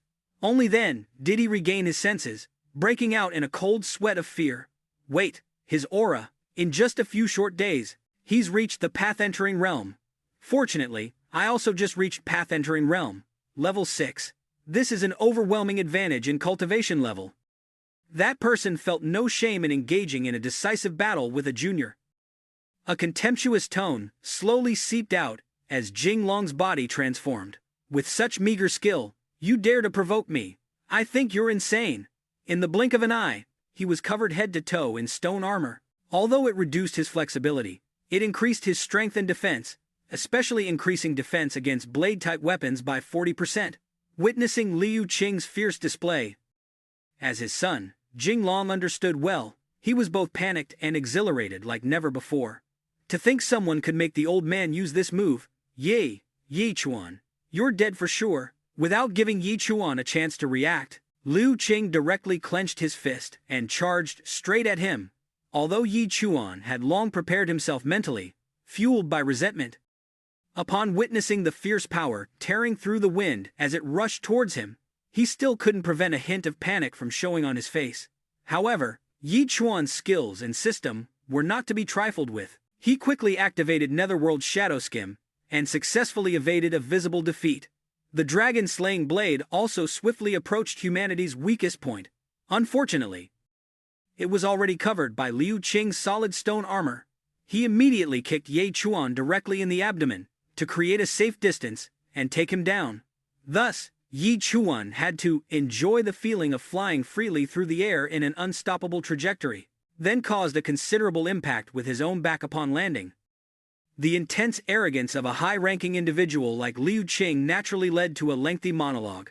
You should know, the gap between you and me is insurmountable. You can't break my defense, but if I just lightly touch you, you're dead for sure. It wasn't just about enduring his taunting words, but suffering physical damage was something Yi Chuan couldn't avoid, as the system reported. Damage caused by pigs is reduced by 65%. The tension was evident in Yi Chuan's every gesture and action. Suddenly, as if he had made a decision, he sheathed his sharp dragon-slaying saber. As for Liu Xing, though outwardly arrogant, he was inwardly gritting his teeth warily. He had put all his strength into the previous blow. Yet his opponent could still stand up. It was truly unbelievable. Yi Chuan once again clenched his 5 fingers. He slowly uttered, "If a saber cannot break your stone armor, then I'll use my fists." Liu Xing grandly spoke with full confidence, his arrogance reaching the sky. "Then come here and try to use your body to confront my stone armor." Before he could finish speaking, Liu Xing furrowed his brows tightly due to a chilling sensation down his spine. It turned out that, unbeknownst to him, Yi Chuan, with blazing speed, was already right beside him. To the point where the distance between them was only an arm's length, Yi Chuan successfully landed a blazing punch, causing Liu Xing to bend over and lose his balance. In stark contrast to the damage Liu Xing had inflicted on him, the cold system announced that damage to pigs was 500%, proving just how formidable Yi Chuan was. With his armor shattered, Liu Xing cried out in belated horror, "This guy! How is this possible? One punch, and it's this powerful!" Not stopping there, even the fresh blood spilling out couldn't stop Yi Chuan's fierce momentum. Decisively and extremely cleanly, he landed another direct punch, causing Liu Xing to spit out more blood than ever before. He had no more time to look cool or put up a fight. Liu Xing's fate was to become a toothless, defeated general at the hands of the youth before him. Of course, the enmity between the two was considerable, enough for Yi Chuan not to let him off. Yi Chuan's cold, sharp eyes immediately unleashed butcher blood shadow as he seized the man. In his icy, murderous pupils, the man was nothing more than a wild boar squealing in pain, losing all patience as time slipped away uselessly. Yi Chuan unleashed his fury on the man, employing a flurry of punches, each strike 100% accurate. He growled, "Speak! Where are my parents? Speak!" Only panic remained, sweeping away all hatred or any other emotion from Liu Xing's mind. He shrieked, "Stop! Please stop! If you keep this up, the old man will be beaten to death." His body trembled violently, yet he was considered a righteous man in this critical moment. "No, I have to go help the old man, he thought. Unfortunately, his will was strong, but his strength was lacking. Before he could do anything, tears and snot streamed down his face. But my legs won't listen. I might be beaten to death too. Ye Chuan, you're insane. At this point, Yi Chuan was no different from a god of death about to claim the pathetic life of the man at his feet. Liu Xing could only swallow his pride and plead. Stop. Please don't hit me anymore. Your parents have been taken by others. The moment Liu Xing revealed the truth, Yi Chuan immediately stopped his assault and pressed him. Taken by whom? With his pig-swollen head and tear-streaked face, he raised a hand and said, Honestly, yesterday I intended to come to your house to demand 1 million, but when I arrived, I saw 3 tall people in black cloaks inside your house. However, this vague story only infuriated Yi Chuan further. People in black cloaks, are you still trying to lie to me? Seeing the opponent's clenched fist and rising fury, he shrieked in panic, I'm really not lying to you, Brother Chuan. Your father seemed to have some kind of argument with the people in black cloaks. The testimony immediately brought back a flashback to that same morning at Yi Xuan's house. Liu Xing was standing outside the door, peeking in with a pensive expression. Inside, Qi Yuan was arguing with mysterious figures in black cloaks. Sensing someone watching, the figure immediately turned towards the source of the movement, a wave of irritation rising. Immediately after, a pair of red-tinged pupils locked onto the suspicious position beyond the slightly ajar door. Erupting with murderous intent, an immediate surge of oppressive power passed through the narrow gap, striking directly at Liu Xing standing outside. In that instant, his entire body went limp, his consciousness sinking into darkness as he collapsed unconscious onto the ground. The memory ended, and he slowly explained, When I woke up, your parents and the person in the black cloak were all gone. Yi Chuan was furious and continued to interrogate. How can you prove what you're saying is true? Hearing this, he immediately reached into his clothing and rummaged for evidence. After they left, I found this in your house. His pupils contracted violently when he spoke the last sentence, referring to a letter his parents had sent him. He froze, staring at the envelope in Liu Xing's hand with stunned disbelief. Then, he snatched it and quickly tore open the flap, revealing a small, neatly folded piece of paper. Yi Chuan paused for a few seconds, then slowly and carefully unfolded it. Inside the letter sent by Qi Yuan, the words were long, but essentially aimed to explain their absence and encourage their son to live well without needing to search for them. Reading it from top to bottom, Yi Chuan's tears and snot flowed so profusely, they threatened to drown everything. This was indeed his father's handwriting. Before leaving this letter, Qi Yuan had reassured Su Yue. Don't be afraid. Zhao Chuan has grown up. Let him walk his own path. If you want to reach the pinnacle, as your father, I will wholeheartedly be your stepping stone. Su Yue's tears choked her, leaving her speechless. She could only quietly listen to him, comfort her. If you hate killing and only wish to be an ordinary person, then let me, your father, bear everything. If one day you can reach the peak, we will definitely meet again. Placing the envelope on the table with the words, To my son, he led her away. A group of black-clad men aggressively approached, and he said, Let's go. Returning to the present, after Yi Chuan finished reading the message his father left behind, he stepped out of the Liu family's building. He clutched the item Ji Yuan left behind in his hand, his face grim, filled with a surging tide of emotions. Meanwhile, Liu Xing could only watch his retreating figure from the courtyard, not daring to do anything. When everything finally settled, Jinglong broke free from his frozen state and ran to support the other person. Old man, I will definitely avenge you, Dad. The father, his face swollen, yelled directly at his useless son. Even I am no match for him now, and you dare to avenge me. Jinglong was speechless, stammering, unable to utter a word. A gentleman's revenge is never too late. Even after 10 years, although tears streamed down his face, Jinglong's heart was still filled with determination to exact his revenge. Humph!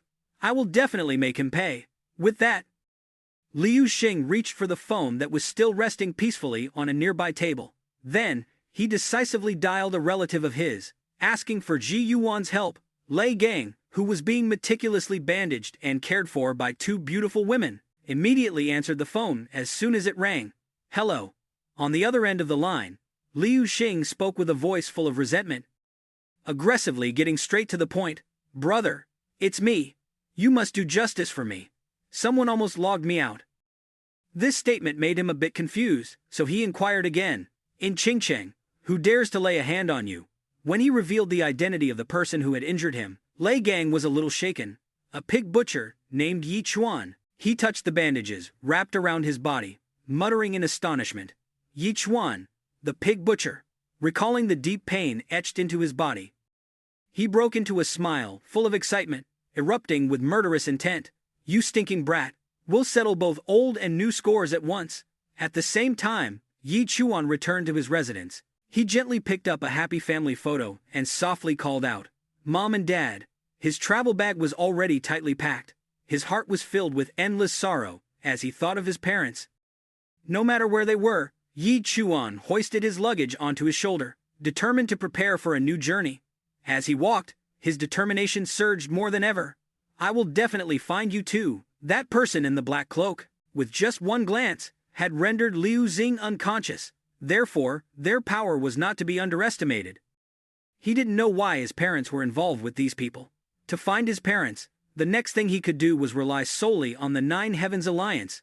Thinking of this, Yi Chuan slowly walked down the thorny path, passing by the familiar blacksmith's forge. As soon as Tai Xin saw him, he called out, "Hey, kid!" Seeing that Yi Chuan had turned his attention to him, he began to ask about the dragon saber. "Is that knife still working well?" Yi Chuan didn't elaborate or confide. He just coldly nodded, as if everything was fine. "Yes." Observing the gleaming object in his travel bag, he was a little curious. "Hey kid, what's that you're carrying?" He turned slightly, revealing the object. Looking at the pile of items Yi Fan had dropped, Tai Xin was startled and shocked, breaking out in a cold sweat.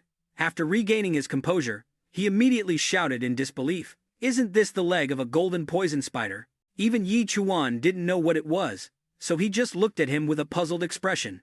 Golden poison spider, touching its shiny skin. Tai Jin, a master artificer, broke into a smile full of interest. "You stinky brat, where did you get this from? This is truly good stuff. With this, I can help you enchant your saber." Faced with Tai Jin's offer, Yi Chuan couldn't help but be skeptical, raising a reasonable question. "Enchant? How do you enchant it?" He didn't mind the trouble, and slowly explained in detail to him. "This golden poison spider has two attributes, gold and poison. I can extract one of these attributes to refine onto your saber, giving your saber an additional effect." From those words, Yi Chuan became even more curious, revealing a strange point. Why not include both attributes? Faced with this naive question, Tai Sin's eyes darted over, and he bluntly stated, "You're dreaming too much. If you extract and refine one of the two types, the other will dissipate.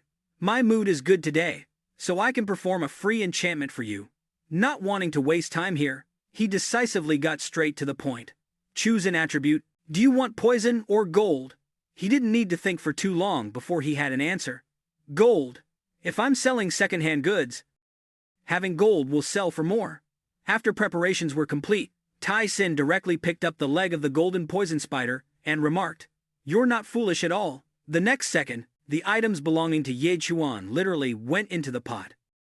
Under the intense heat from a furnace of hundreds of degrees Celsius, even the hardest materials had to melt into liquid before Ching Cheng's most formidable weaponsmith. It was unclear how long the melting process lasted, but now, it was time to temper the dragon, slaying saber, from a shimmering golden waterfall. Of course, the enchantment process didn't simply stop there.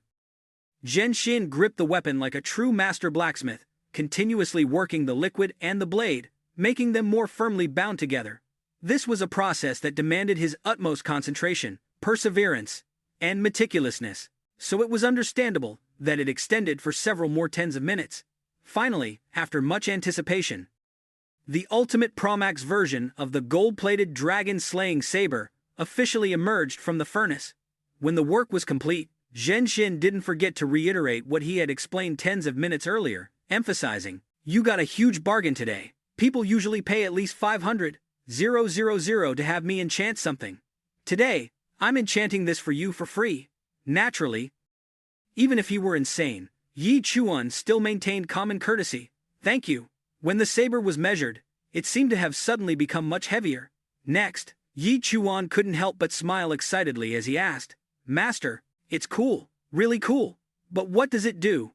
As expected of someone with vast experience, knowledge, and wisdom, Zhen Xin could clearly explain its specifics to the other party. Ordinary enchanted weapons activate through the number of attacks, but activating the gold attribute probably means critical hit. The last two words made him gape, stunned in his mind. Critical hit. It seems choosing the gold attribute was indeed the right decision, combined with my system's talent. Won't it explode even more powerfully? Gripping the brand new dragon-slaying saber in his hand, the sharpened blade gleamed with a sharper light than ever before. A second later, Yi Chuan, regardless of his surroundings, fiercely swung the weapon in his hand. Other than a burst of golden light, there were no other discernible features, which made him question it. It seems to have no effect. Suddenly, just as he was doubting, the item in his hand glowed brightly, followed by a system notification. The pig butcher's knife has been successfully enchanted, acquiring a passive skill. For every 9 swings, the 10th swing deals 200% damage. The higher the skill level, the greater the damage. After personally experiencing this marvel, Yi Chuan began to pack up. He said, "Thank you, Master Taizin. If you ever need my help, I will certainly not refuse." Thus, this sudden meeting and weapon repair officially concluded, simultaneously revealing a secret. The old man clearly knew his father, a fact Yi Chuan himself was unaware of. "Yi Chi Yuan, this is all I can do for you." Under the gentle sunlight, the architectural structures lay quietly amidst the landscape, exuding an imposing aura. Right at the foot of the mountain, Yi Chuan, resolute on his journey to find his parents, made an observation. That place is the base of the Nine Heavens Alliance. And then, in the next moment, Ming Ping, who should have been at Qingcheng Academy, appeared before him. Facing the student who once caused quite a stir, the old man calmly asked, "Yi Chuan, why are you here?" His reply was one of utter calm, devoid of any other expression. "Principal Zhao, why are you here?" The old man's eyebrows furrowed, clearly annoyed by this attitude. "Don't repeat my words. Of course, I'm here to recommend students to the Nine Heavens Alliance. You must understand that if students from our academy can join the Nine Heavens Alliance, it would bring great honor to our school." Hearing the barrage of information, Yi Chuan remained silent. Yi Chuan merely let out an "oh" to elicit a reaction from Ming Ping. Not stopping there, it seemed the old man had even forgotten the incident where Jing Long was defeated by him right before his eyes, and he rambled on. "However, little Ye, don't blame me. You weren't on my recommendation list. After all, you're not a combat-type profession." Yet, they weren't satisfied with anyone. Not even Shu Ling Xuan was accepted. The Nine Heavens Alliance's requirements are too high. Next, after unburdening his heart, Ming Ping once again emphasized the main point. "What are you doing here?" At this point, Yi Chuan no longer spoke casually but honestly replied, "Carrying heavy loads up the mountain." "I'm training," the old man repeated with a surprised tone. "Heavy loads?" After that, he couldn't help but advise, "Yi Chuan, it seems your advancement is facing difficulties, but being a life-type profession is perfectly normal. I advise you to give up this path of combat and focus on butchering pigs." Little did he know, what the old man suggested was precisely what Yi Chuan had been cultivating all this time, so there was no contradiction at all. "I understand. Principal, I'll continue butchering pigs when I get back." It seemed like a simple encounter that would end there, but unexpectedly, Ming Ping's intuition was suddenly activated. So, he completely turned around and asked directly, "Wait, Yi Chuan, what realm have you reached now?" He had no intention of hiding anything about this, so he revealed. Probably around the first stage of Ascended Hall realm. This successfully made the old man gape so wide that an egg could fit in his mouth as he roared. "First stage of Ascended Hall realm. You've ascended to the Ascended Hall realm in just a few short days." His heart was secretly in extreme panic, with countless analyses trampling over each other. This is indeed the aura of the Ascended Hall realm.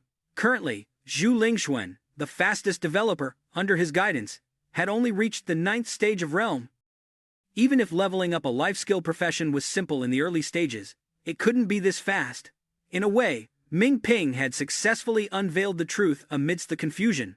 By calculation, he would have had to kill at least 100,000 pigs to achieve that.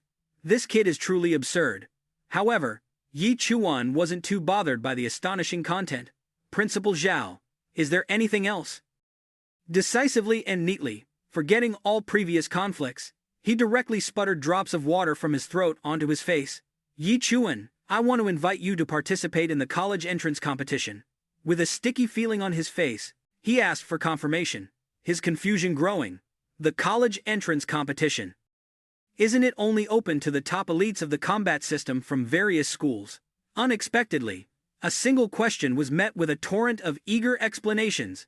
That's right, there's no precedent for life-skill professions to participate. The school's candidates were Liu Jinglong and Xu Lingxuan. But unfortunately, Liu Jinglong suffered a chest injury yesterday, and his spirit seems to have been severely damaged, making him unable to participate in the competition. Yi Chuan remembered to himself. He must have been injured at that time. After that, Ming Ping spoke without a moment's pause, growing more fervent with his hopeful speech. Although with Xu Lingxuan's ability, winning first place should not be a problem. But the competition is scored by team points. If other students don't make it into the top 10, relying solely on one person's glory cannot uphold the dignity of the entire school. Ultimately, we will still fail miserably on the accumulated points leaderboard, and even this season's honor leaderboard will be out of reach. In response to his realistic assessment, Yi Chuan calmly asked, "What does this have to do with me?" Instead of trying to persuade with principles, Ming Ping went straight to the practical benefits. Yi Chuan, as long as you agree to participate in the competition and can make it into the top 3, I can agree to any of your conditions.